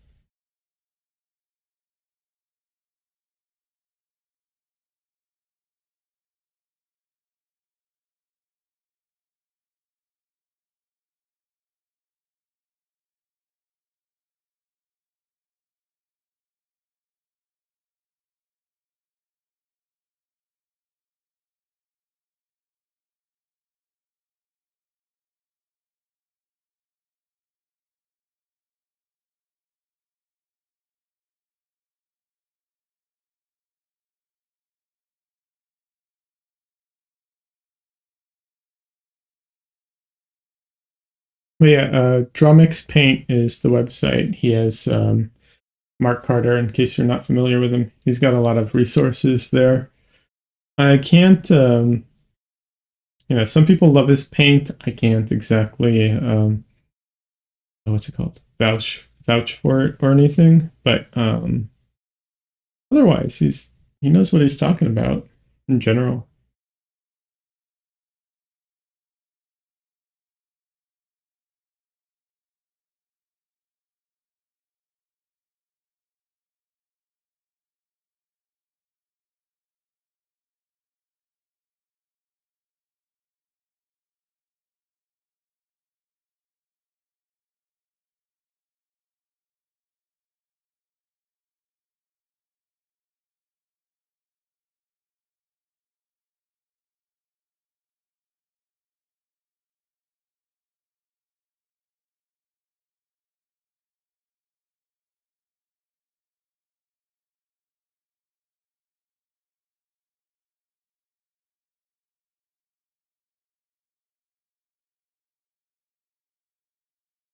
That makes sense as your style. Life won't have interference from the surroundings in your room. Yeah. As you said, it's a contained and you can create how much light you want. Yes. Yeah, yeah. Also, just kind of a thing. So I used these. I think they're called like shop lights before. They're just these like simple, like single light bulb in a in like a what's it called? Yeah, it just has a metal housing, silver, and it just clamps onto places. Like I used those, and you can put tin foil, like aluminum foil, over them, and to constrict the light if you need to. It's I mean, it's obviously if you have like really nice lights that can like adjust how much light they have and so on, like great. But if you don't, a cheap way of doing that is just lights, like shop lights. They're super cheap, and aluminum foil on top of them to just constrict the light to whatever it is you want or need. Uh, yeah.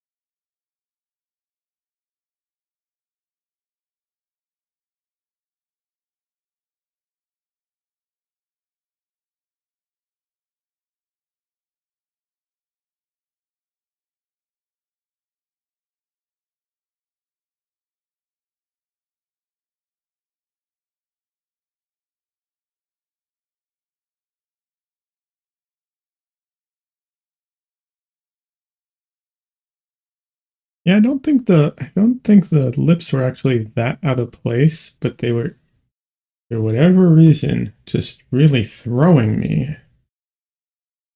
I think the thing is, it's the, and her face has a weird proportions between her lips and her chin that keeps messing me up.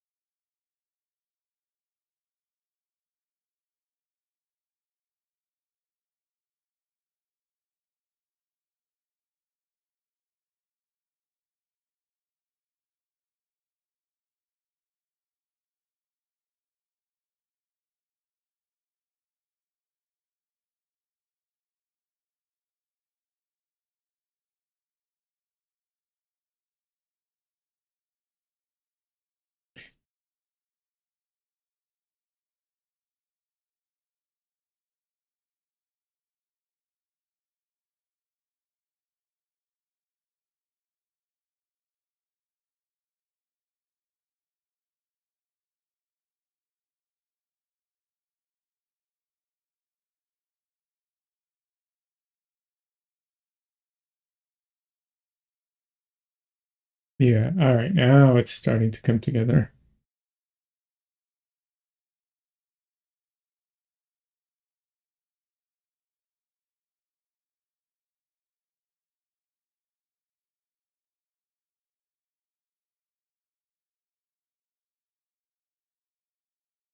All right, there we go.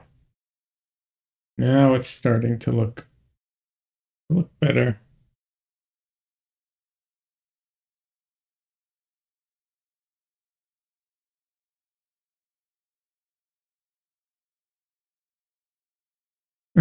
Do I teach online portraiture? I love watching artists paint portraits, and I've done a few, but I realize I'm not sure how I did them. Uh, Not sure if that makes sense. No, that totally makes sense. Um, I don't currently teach, but I'm open to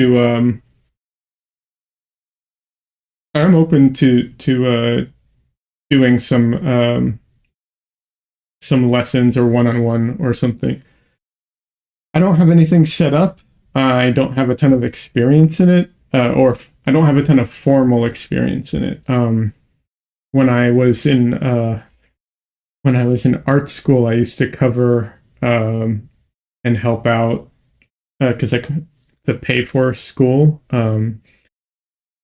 I couldn't afford, to like help pay for school. I used to help out, and part of it was setting up and tearing down stuff like that. But I'd also cover and help new people, and because we would have too many people in class for the teacher to go to everyone all at once, stuff like that.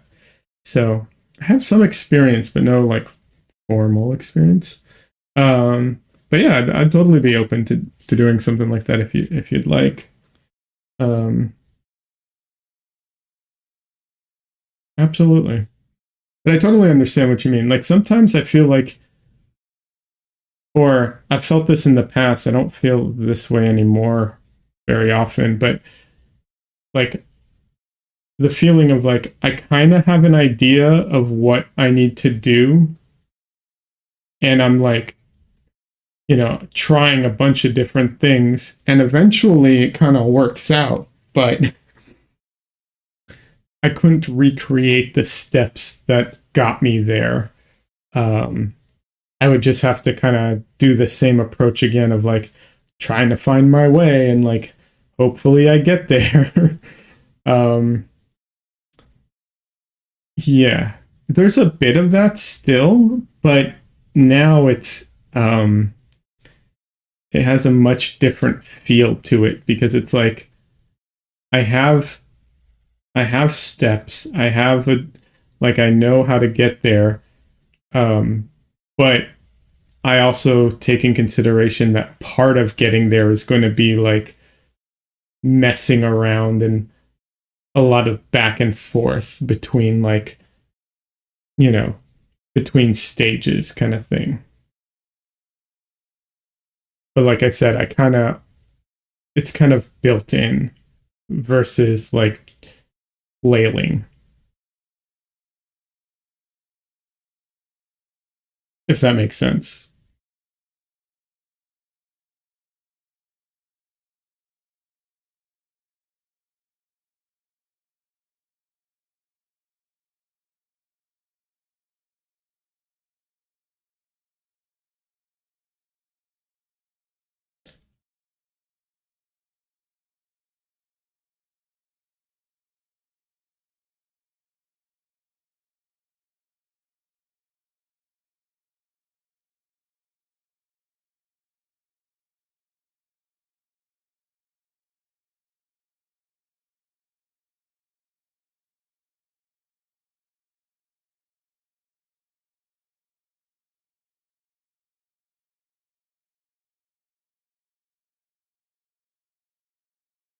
Yeah. First thing though, too, I would also wonder, um, how do you feel about like drawing portraits or drawing, you know, like figures from life or from photos?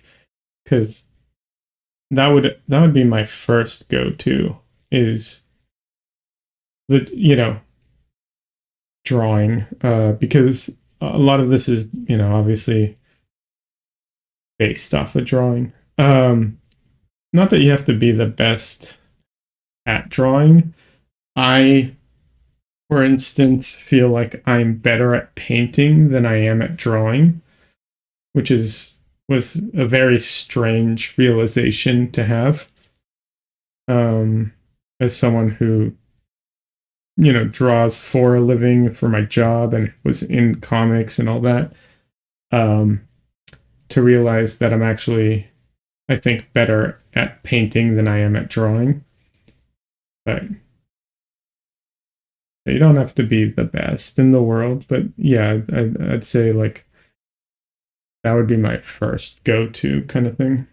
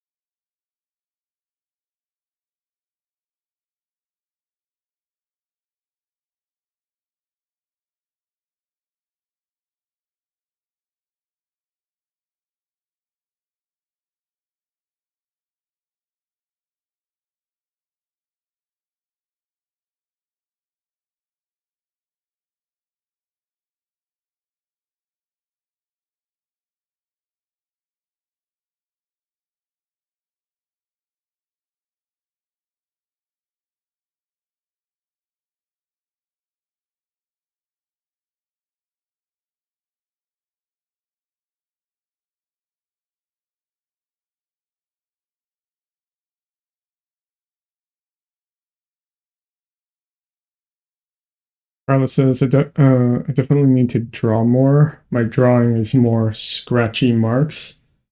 I think learning to see or observe, I need to do uh, more of that. Yeah. Yeah. It's definitely helpful. Yeah. If you want, I'm happy to like, we can do a Discord call or Zoom call or whatever if you want. Um, kind of go over some things where you're at, recommendations. I can recommend books and stuff like that. Like, obviously, I can do we can do more like lessons, but in virtual, like online, I'm not going to be like, I'm not going to host like a drawing workshop. But yeah, we absolutely can talk about stuff.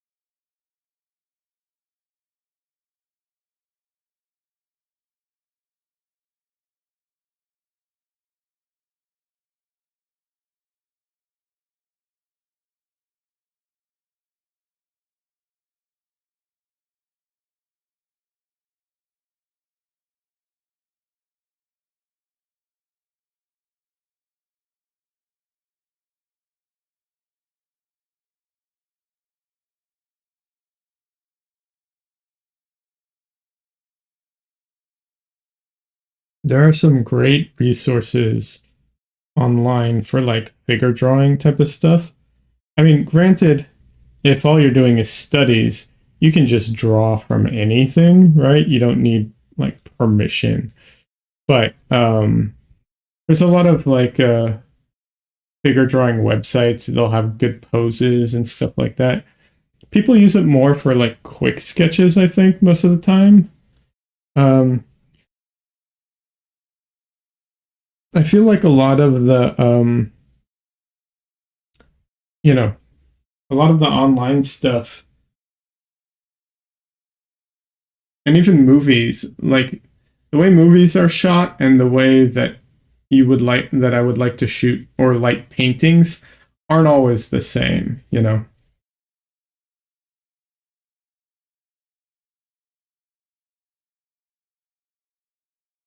So, um, so yeah, but that's also for drawing. I wouldn't recommend those resources for painting necessarily. Especially painting people.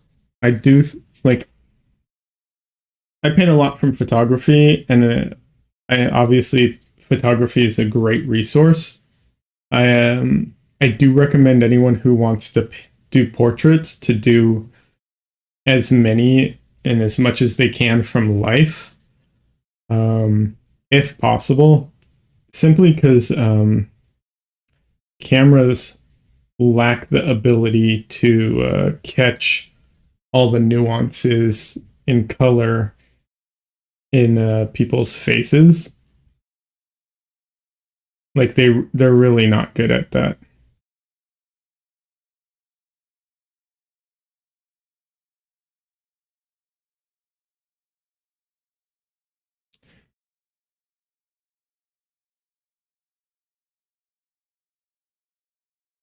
when I was in art school, we did for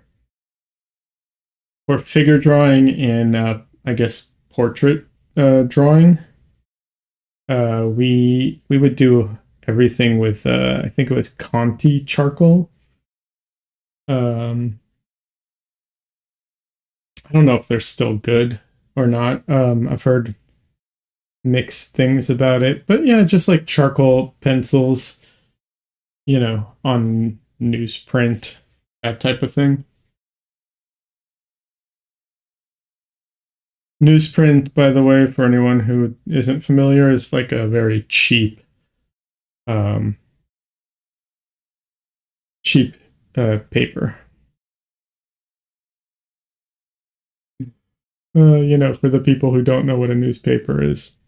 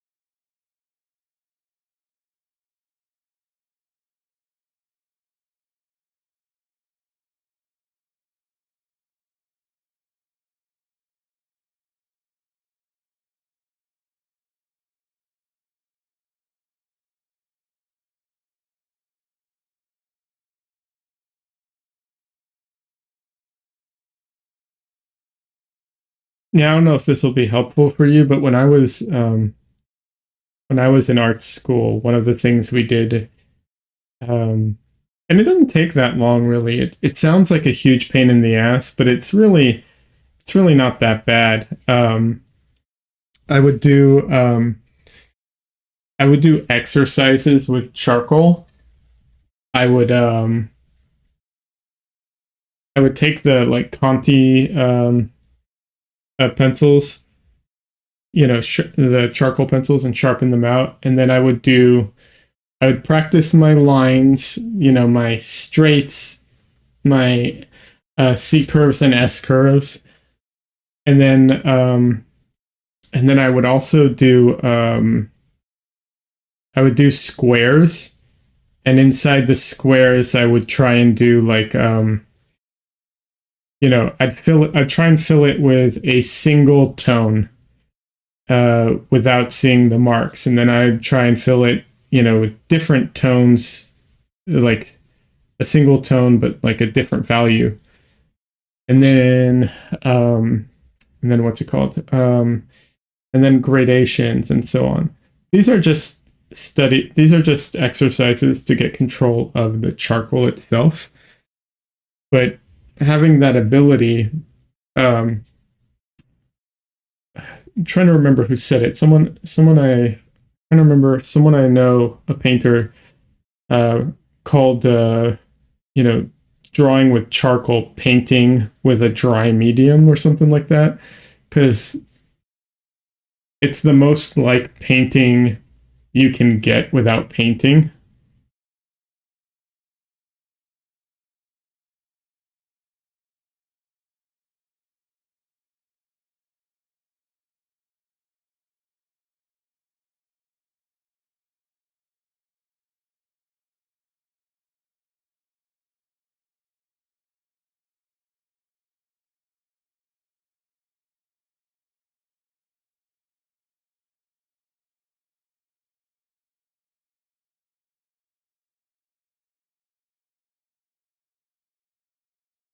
But yeah, I know those exercises sound tedious, but you blast through them real quick, and they're only there if you feel like you don't have control over the medium. The only reason I mentioned that was because you said it was scratchy, and to me, um, that's a way of like smoothing out your hand a little bit.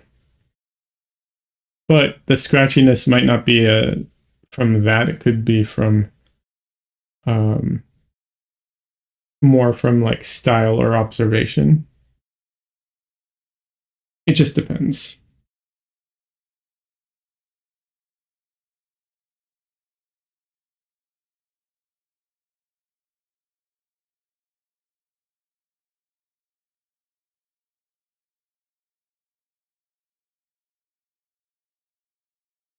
Love that idea, painting with charcoal. Yeah, no, it really is. It's like it's, it is a black and white, but it is very much painting.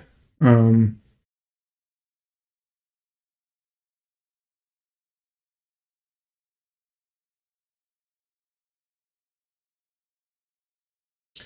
and with certain charcoals, um, you can even go in with an eraser, and the way, how in oils you can like carve back into objects, like if you paint something and you want to like redefine the edges and stuff, you can like I refer to it as carving back into it kind of thing. You can do that with charcoal too. Yeah, absolutely. You're welcome. Hope it's helpful. You're free to message me too if you have any questions. Want to go over things.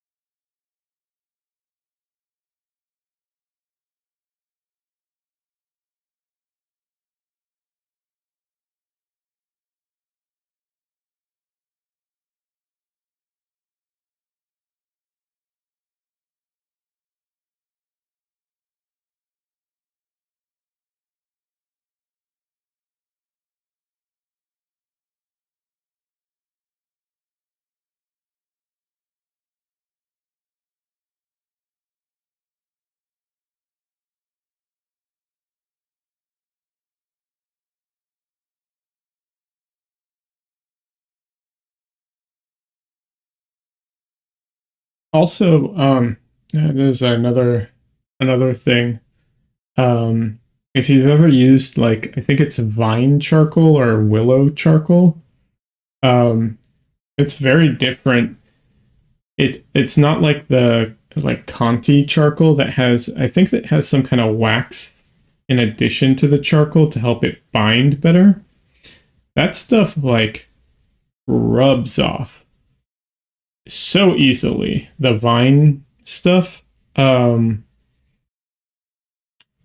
especially off a newsprint. Oh my god, you can just like nothing. It just comes off so easy. Um, and the reason I mention it is because that's even more like painting in a way because you can literally like tone the area and then like pull out pieces and so on. The only problem is it will not stick or stay, you know? Like it I would not what's it called? I would not trust it to last um through the years at all.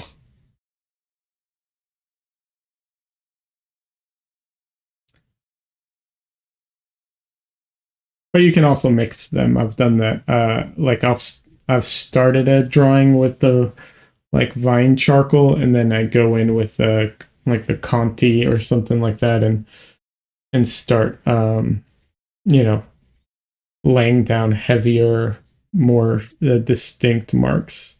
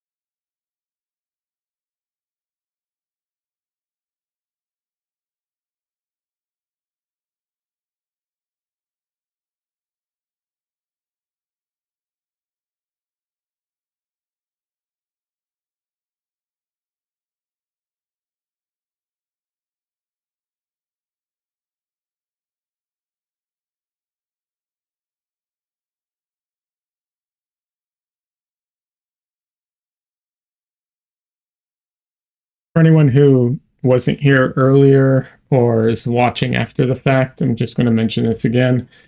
A friend of mine passed away last week on Wednesday, and his partner um, has a GoFundMe to raise some finances to help with things. So the links in the description. You know, obviously, no one's obligated for anything, but I thought I'd share just if someone someone wants to. You like the dramatic light on her forehead? Are you using a black and white reference? The original is black and white. I colored it. Photoshop has has a really great like uh well, great might be the wrong word. It has a one-click button thing that will colorize things. I'm so sorry, Leah. Oh, thank you very much, Carla. You know, it is what it is. Yeah. Photoshop has a filter that will colorize black and white photos. How, how good it is debatable. But it's a good starting point for something like this. Um, I then went in and laid in different effects and did all kinds of stuff to get the colors and the mood that I kind of wanted. But yeah, it was sad. Losing friends is always sad. He was very young too, so it was not like extra sad or anything, but kind of unexpected. That someone his age um, would pass away from like the medical stuff that he did. So, anyways, but yeah, I included the GoFundMe because you know it's all expensive and she's on her own, so I'd share.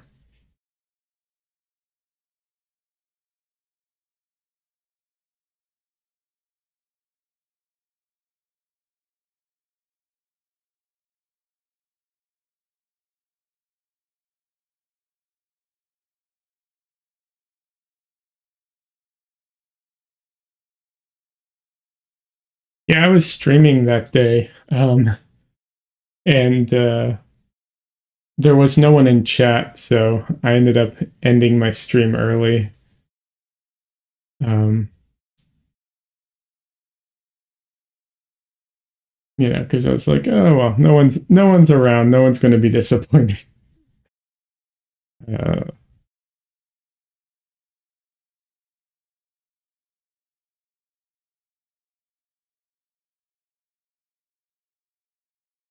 yeah, her face is a little weird. It and this angle, the lighting isn't helping either. It's she's underlit, and that kind of distorts the face in different ways. That because we're not used to seeing that, and because I'm not used to seeing that, it messes with your perception.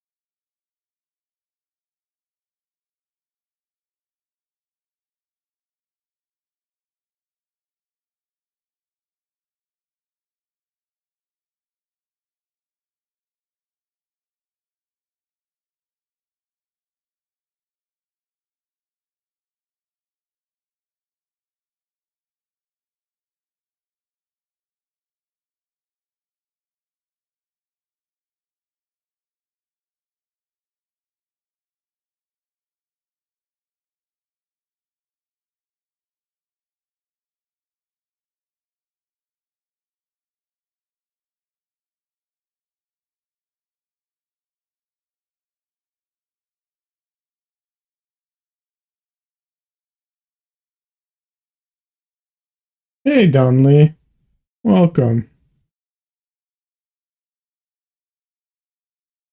So we'll go to the link. It is heartbreaking and painful, and then to have to deal with the expenses can be overwhelming. Absolutely, it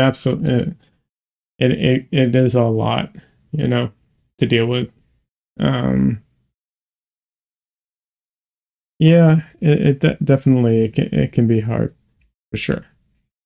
How you doing, Donley? And thank you, Carla. That's very sweet of you.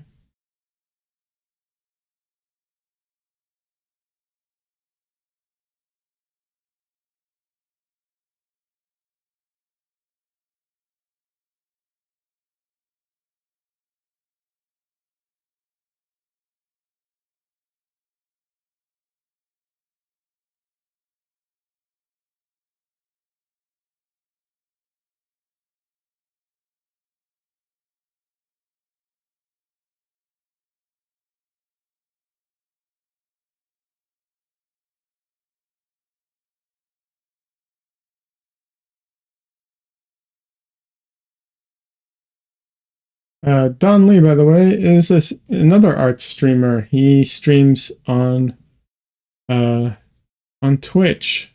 You can find him at Don Leo on Twitch.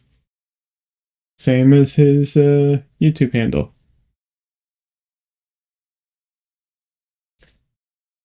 The cool thing is people can actually view the chat um, after the fact as we're talking. Like it in the playback, when people are watching the playback, they can open the chat and see it scrolling by. So people can see your username, Don Lee, when you even after the fact.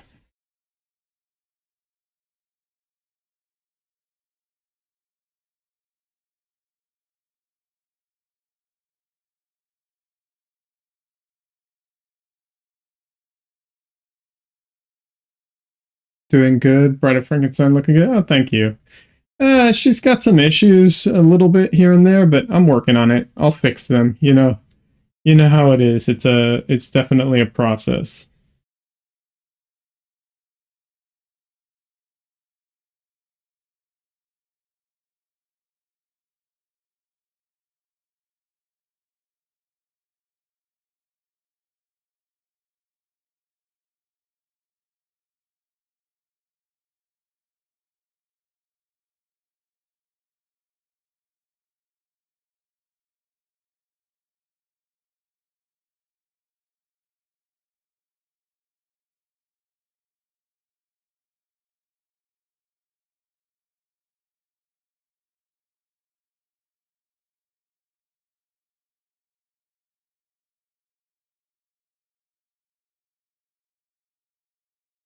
Oh, you're welcome, Donley.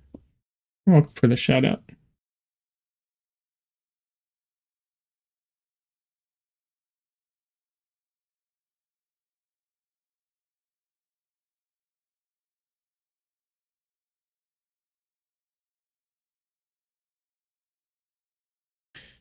Am I dressing up for Halloween? I am not. I like dressing up for Halloween. I'm never organized enough to do it.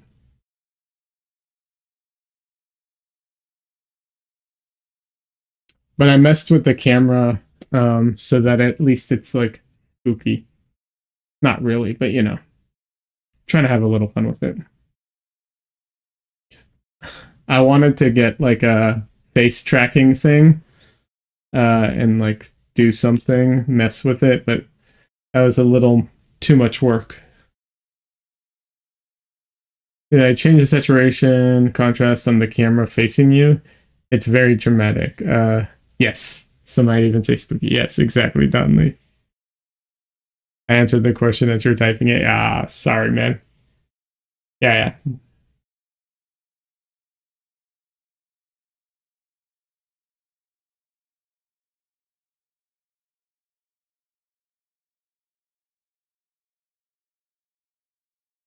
Yeah, I wanted to do something else like more advanced, but it was just a little too much.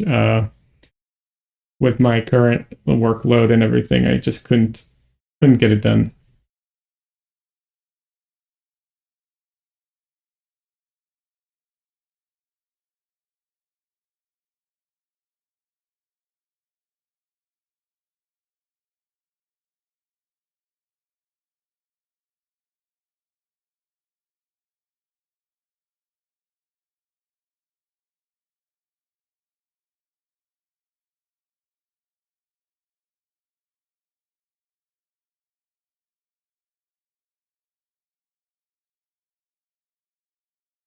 Do I still have my Godzilla painting? I do actually have my Godzilla painting.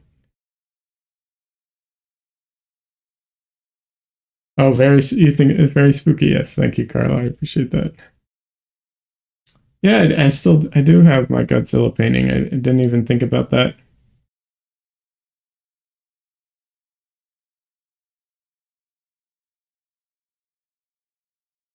I could bust it out for last night.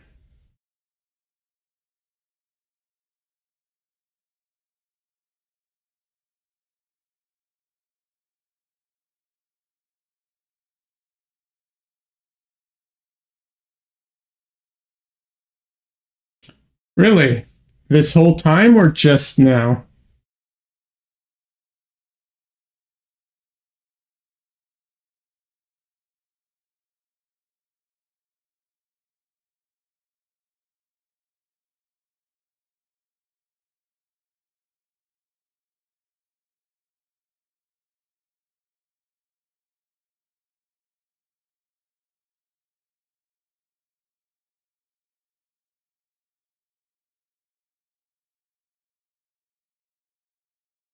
Just recent? All right. Let's see if it works itself out. It's smoothed out again. Yeah. I'll be honest. I think what happens is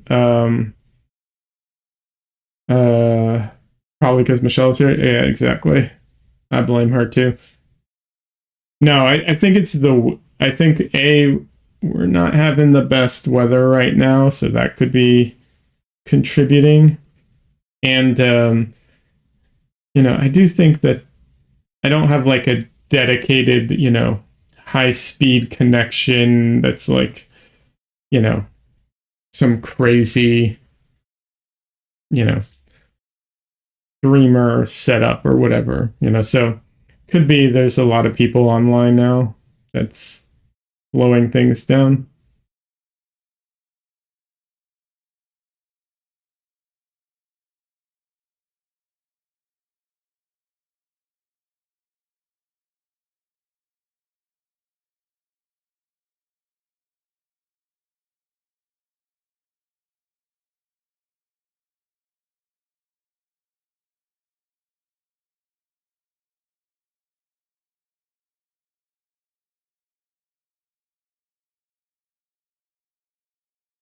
No, I'm not connected by Wi-Fi. Uh, it is. I have a cable running to my computer, but it could be a local, connection thing. It also, like I said, the weather here is not the best, so that could be affecting things.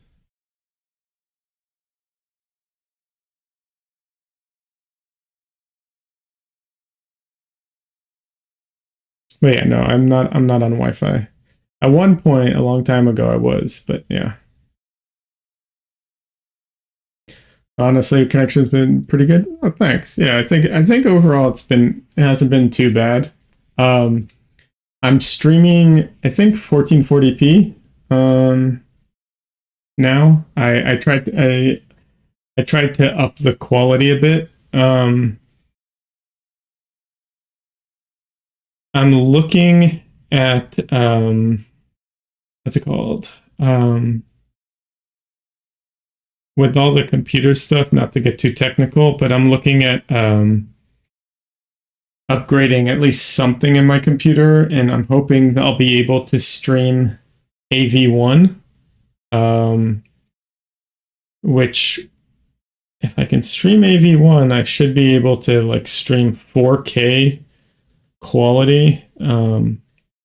You know, um, better kind of thing because it's a anyone who doesn't know, AV1 is a codec that lets you it's a more compressed video codecs, but you need special hardware to pull it off. So yeah.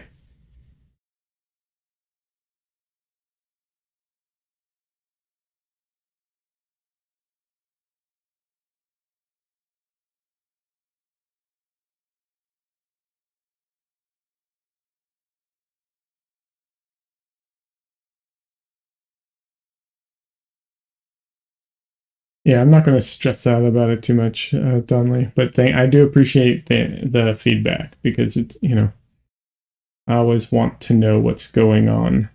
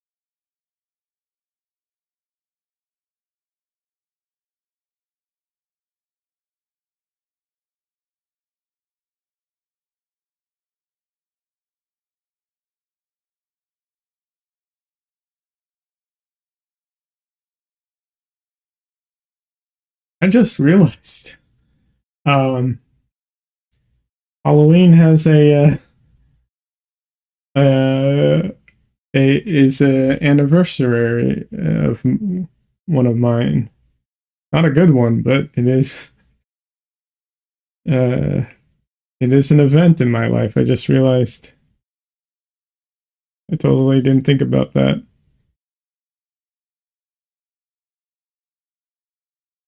So way back in 2015, um, I went out on Halloween to pick up some. I think it was cupcakes, if I remember correctly.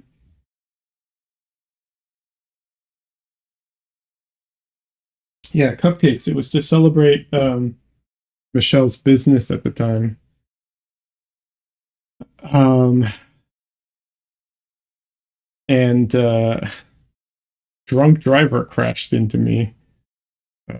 Yeah.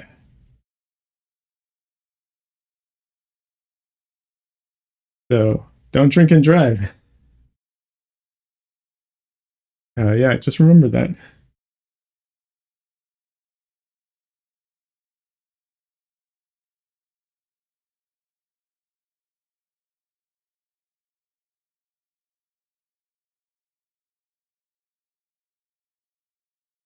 The day you got in a car accident? Yeah, yeah, yeah. The day that got into a car accident.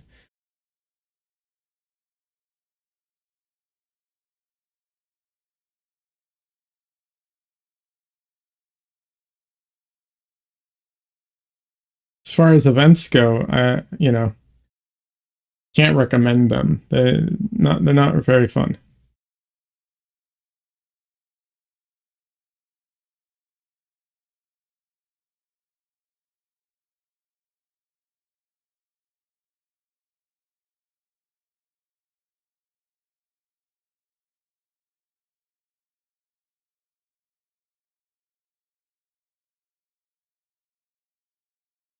And it's four letter word cards anniversary, 9 years. Oh no, Leon, I'm sorry. Yeah, it's a while ago. Obviously, really 9 years. Yeah, 9 years. Wow, time flies. But yeah, yeah, you know, like I said, just don't drink and drive. It ain't worth it.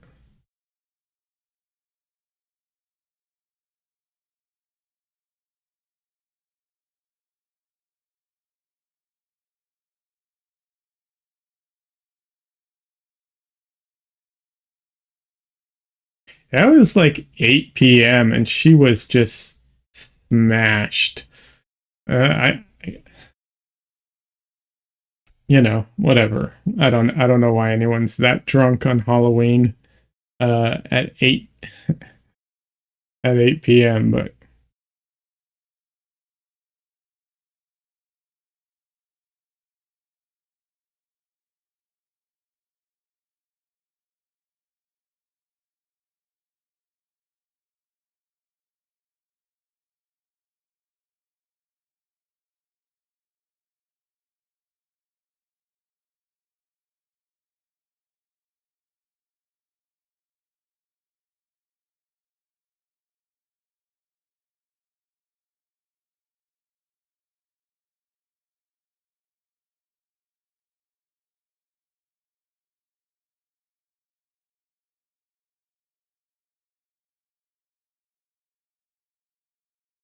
man, this paper just like eats paint. Jeez.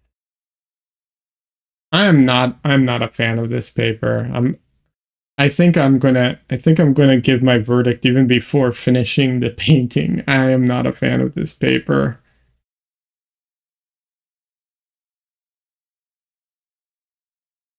I was trying to hold off on it, but because I like to, give things a chance, but so far I am really not a fan.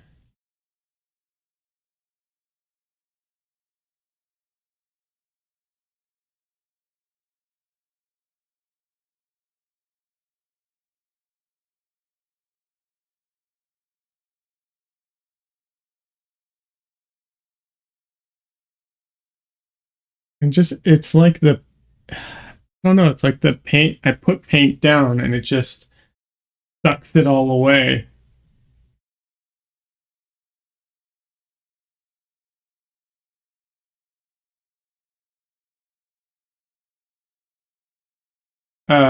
It is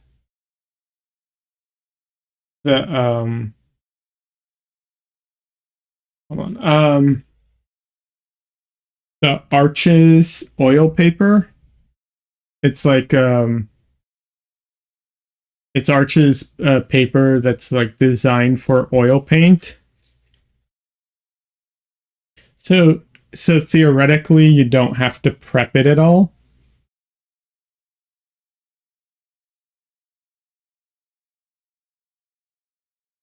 You can just, just start painting on it right away.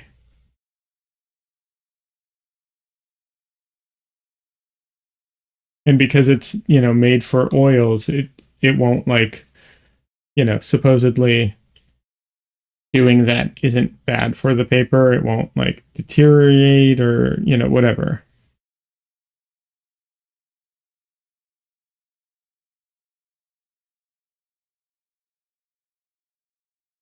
How many how many Liad palettes would I out of 5 would I give it? Honestly, I'd say like a 2.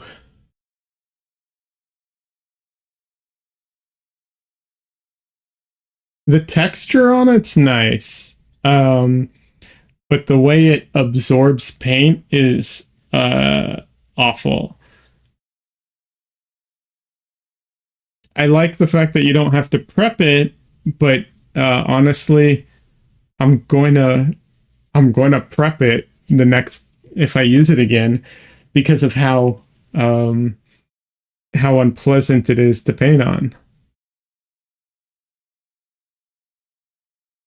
Half palettes are acceptable if needed. Yeah, no, it's really not good. Um,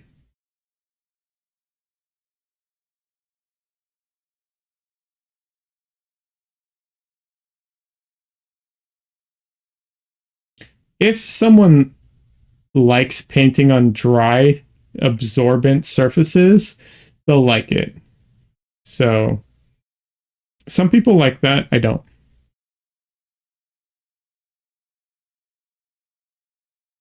But yeah, I'd say about 2.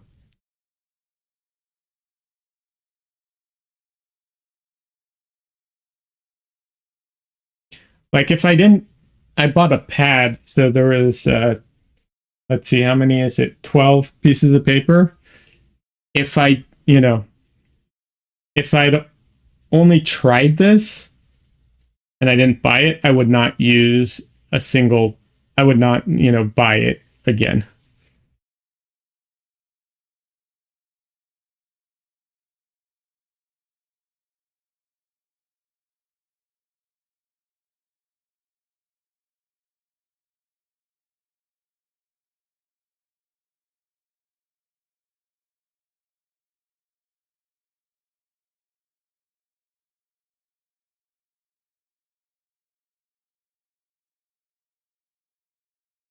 That's a 2 rating with a general not so much sub rating.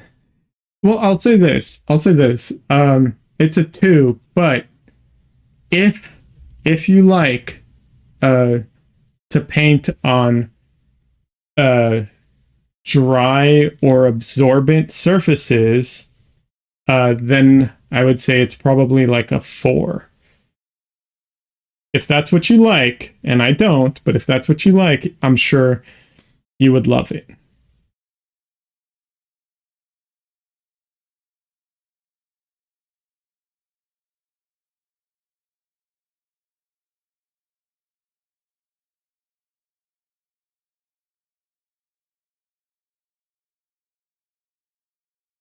Trying to be helpful, not just give a rating, but also help people decide if they want to, spend their money on it, kind of thing.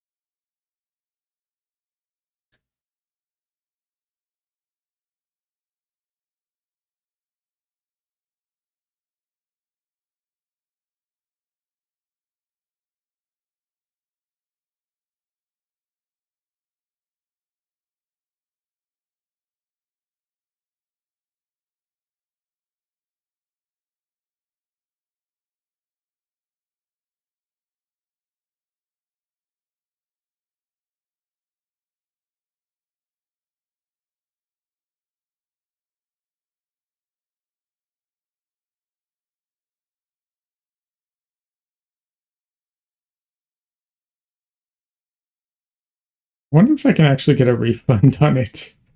Yeah, I was just thinking about it. Some places they do like a satisfaction type of thing, like satisfaction guarantee type of thing. I wonder, even though I used a sheet, I wonder if I can get a refund on it. Worth checking. Yeah.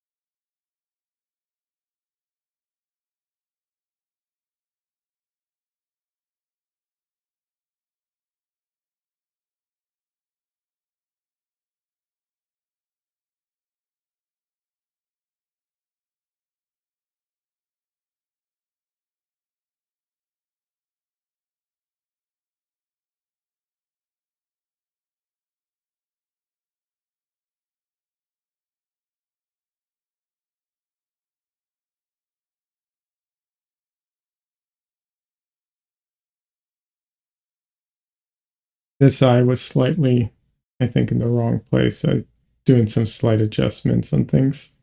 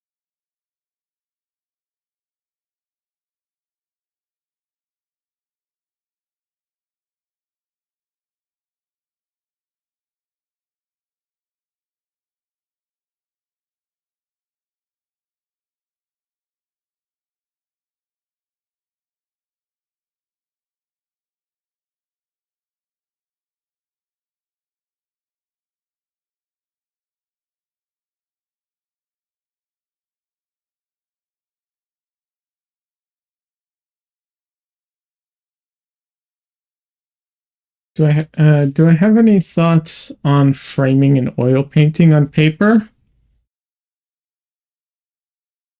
Not really, I'll be honest. Yeah, I mean, I'm not opposed to it. I think there's, nothing wrong with framing it. Not sure what the best way of framing it would be. You have a few options. You could mount it to something, like you could glue it to wood or something like that. Um, or you could put it in a frame that has like they have these little paper tabs that you can put in to like hold it into place. Or if you get what's it called? The inlay that can push it and keep it into place. That's an option too.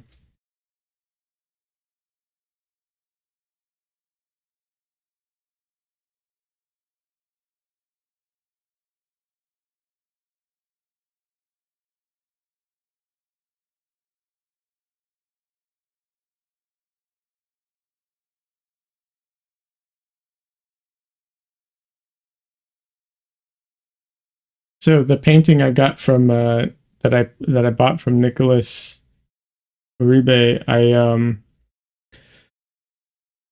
um I actually, that's how I mounted it. I didn't buy I didn't buy what's it called, a frame, although eventually I might. but I just used a plastic thing I had, and I taped acid free paper, like art paper that I have, uh on the all four sides, and so the paper is holding the painting or the paper in place.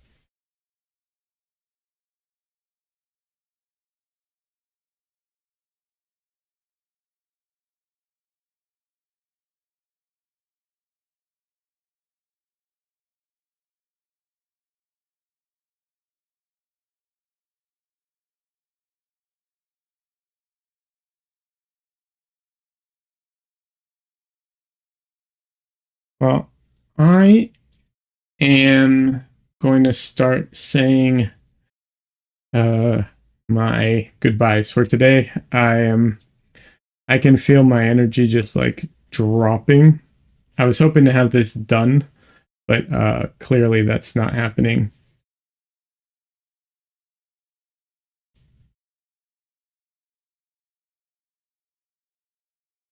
But yeah, I'm just losing steam here today. So probably I'm gonna end soon and go get something to eat. Um, yeah. So I will be streaming tomorrow night. So I will be working on this tomorrow night, and it's getting close. It's really coming together. There's some obviously there's some things in the face that need some addressing, which I will address and fix. And then yeah, it's getting there. Hey Aaron, yeah, it's good to see you too. Thanks for stopping by. Thanks everybody for stopping by. I appreciate the company. I appreciate the questions and interactions and everything. Uh, Carla, uh, you're welcome to message me and we can, schedule something and work, do a call or something like that. I'd be happy to. But yeah, I always say my goodbyes very early. Like I'll take another couple minutes to keep painting because there's the delay. So I don't trust. I've had it too many times where other streamers have said goodbye and I want to say something and then they're disconnected by the time I try. So I give it a little bit of time.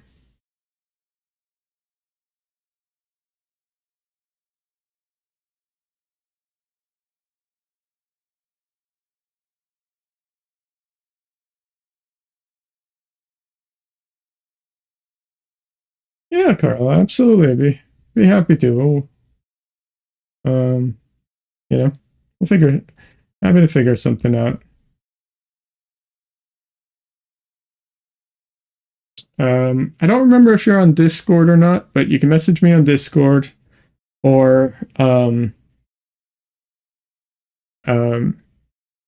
Instagram or Twitter or my website. Also, anyone who wants to get in contact with me, um, those are avenues. But also, my website has a email link. You can message me through that. That is like a guarantee will get to me. Whereas social media, uh, I've had it. I've had people message me and it like not show up in my inbox because we've never interacted before. So it's like it goes to a different inbox and I don't see it. Yeah.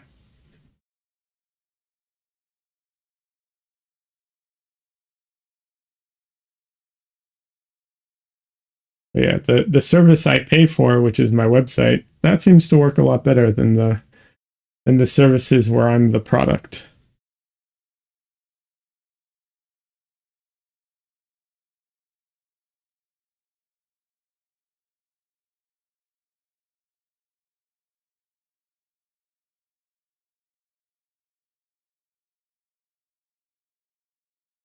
I hate this paper.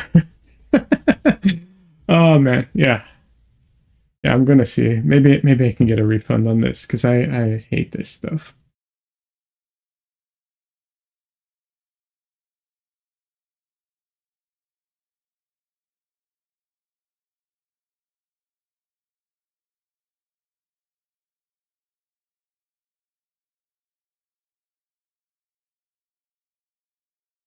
All right. Well, thank you everyone. I appreciate it. Have a great weekend. Have a happy Halloween. I will be here tomorrow night. Yep. Bye.